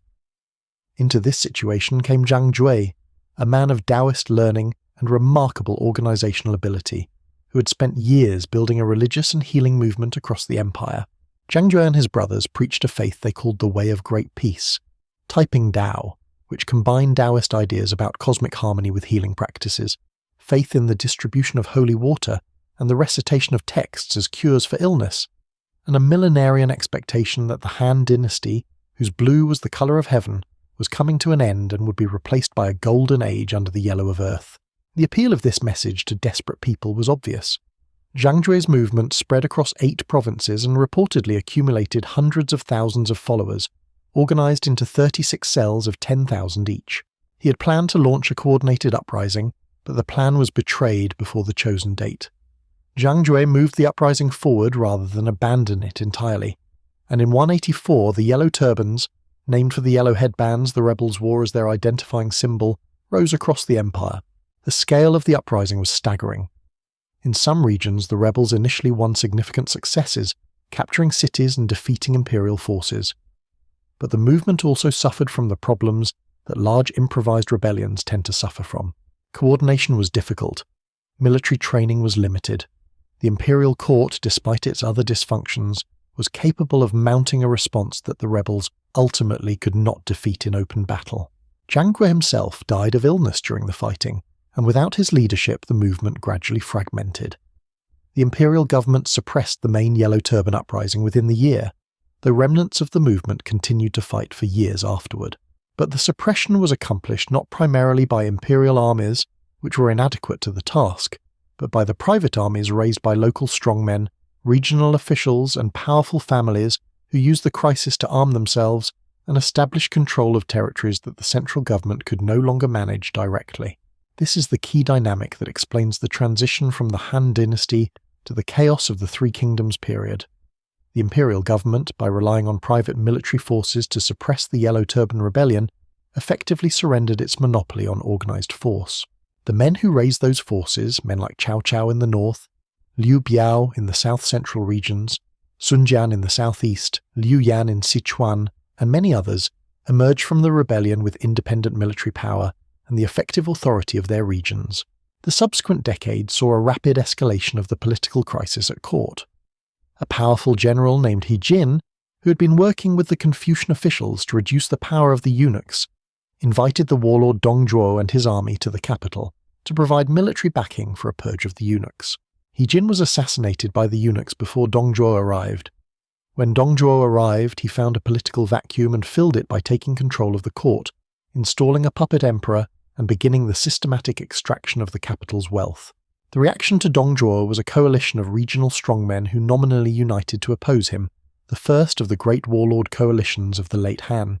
The coalition achieved relatively little militarily, but it demonstrated that regional power had now definitively outgrown central control. When Dong Zhuo was assassinated in 192, the subsequent scramble for power was not to control the central government but to build autonomous regional bases. The figure who came closest to restoring Han authority in this chaos was Cao Cao, arguably the most capable man of his generation, a military genius, a poet, a political administrator of the First Order, and a man who remains one of the most contested figures in Chinese history.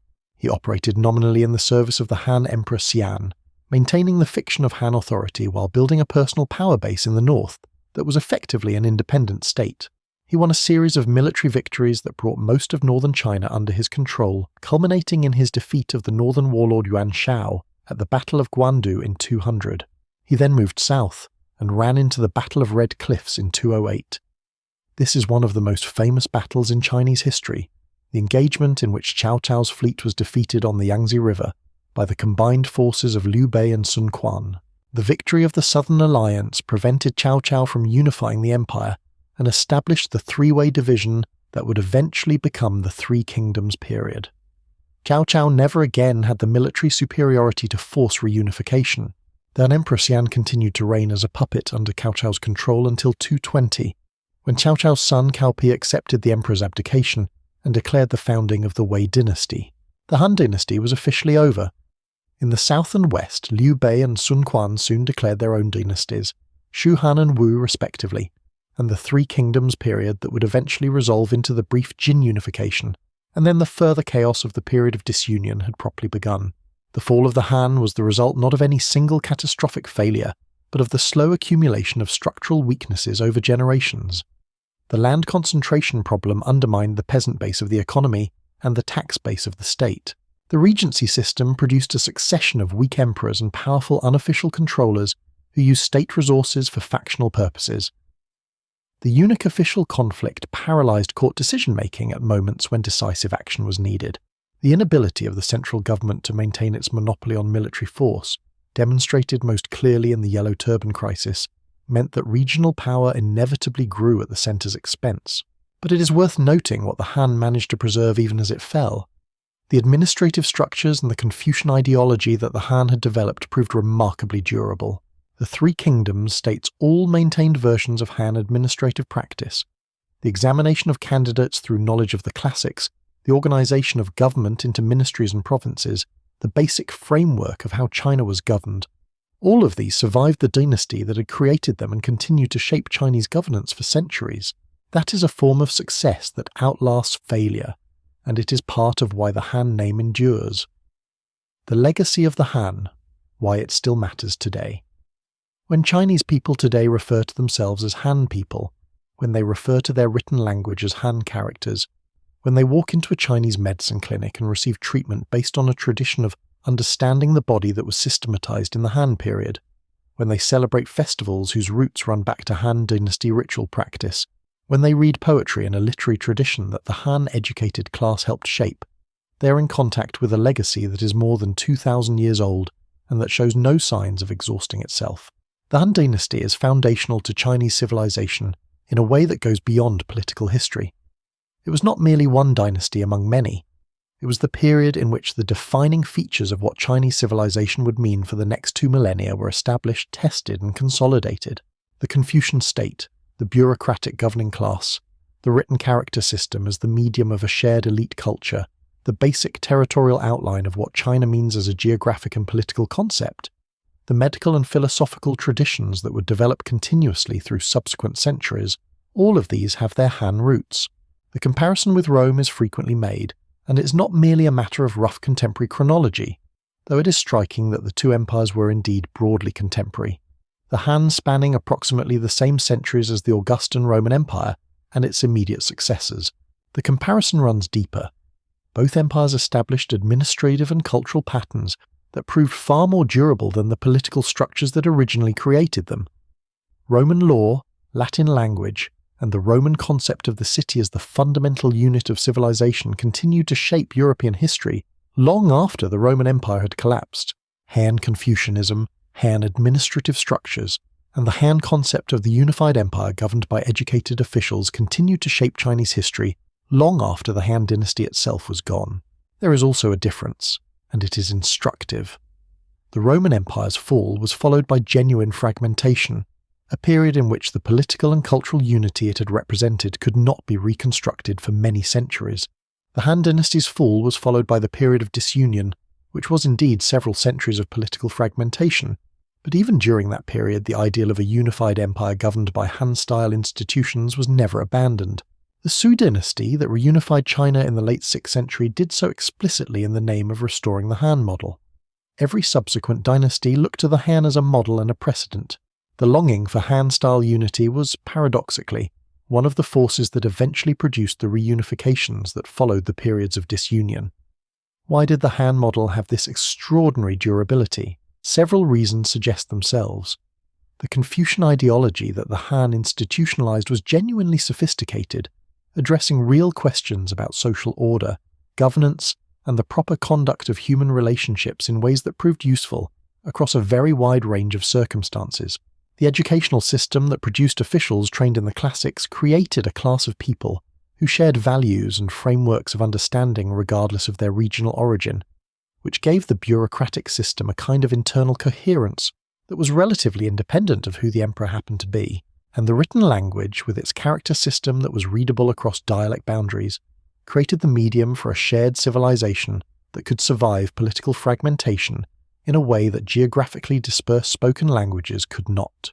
The Silk Road legacy of the Han is another dimension of the dynasty's impact that extends well beyond China's borders. The routes that Han diplomatic and military action opened up and maintained became the arteries through which Buddhism travelled to East Asia, changing the spiritual and artistic life of China, Japan, Korea, and Southeast Asia in ways that cannot be overstated. The same routes carried technologies and ideas in multiple directions, contributing to what scholars sometimes call the first age of globalization, a period when the major civilizations of Eurasia were in meaningful contact with each other for the first time. The military legacy of the Han, particularly the campaigns against the Xiongnu, established the basic strategic framework within which Chinese dynasties have thought about the steppe frontier ever since. The tension between sedentary Chinese civilization and the nomadic peoples of the steppe, the question of whether to pacify the steppe by force, by diplomacy, or by some combination, the value of the Hexi corridor as the gateway to Central Asia, all of these strategic realities that the Han first grappled with in a systematic way continued to shape Chinese foreign policy for 2,000 years. The scientific and technological achievements of the Han created a foundation on which subsequent Chinese science and technology built. Paper, the iron industry, the medical tradition, the astronomical observations, all were starting points for later development rather than isolated achievements. The intellectual tradition of the Han, the commitment to scholarship, the prestige of learning, the understanding that good governance required educated men with broad knowledge, persisted through subsequent dynasties and helped maintain China's position as one of the world's leading civilizations in science and technology for many subsequent centuries. There is something moving, sitting with the Han Dynasty at this distance of more than 2,000 years, about the way its ambitions and its achievements and its failures are also recognizably human. Liu Bang rising from a village headman to the founder of a dynasty through some combination of luck and skill and refusal to stay defeated. Emperor Wen governing with quiet frugality and genuine care for his people's welfare for more than 2 decades. Emperor Wu spending the accumulated savings of 2 careful reigns on campaigns that changed the world's geography, but that he himself eventually had to acknowledge had gone too far. The Empress Liu holding a dynasty together through means that were sometimes terrible and that history has judged harshly. Zhang Qian setting out westward with 100 men, spending 10 years as a prisoner on the steppe, and eventually returning with knowledge that opened the world. These are stories of people, not just processes, and the human texture of the Han Dynasty is part of what makes it worth the hours of attention it rewards. History at the level of institutions and ideologies is important, but it is the people who make those institutions work or fail, who push those ideologies in new directions, who respond to the crises and opportunities of their moment with the mixture of wisdom and foolishness and courage and cowardice that characterizes human beings in all times. The Han people. It is worth sitting with that name for a moment at the end of this long story.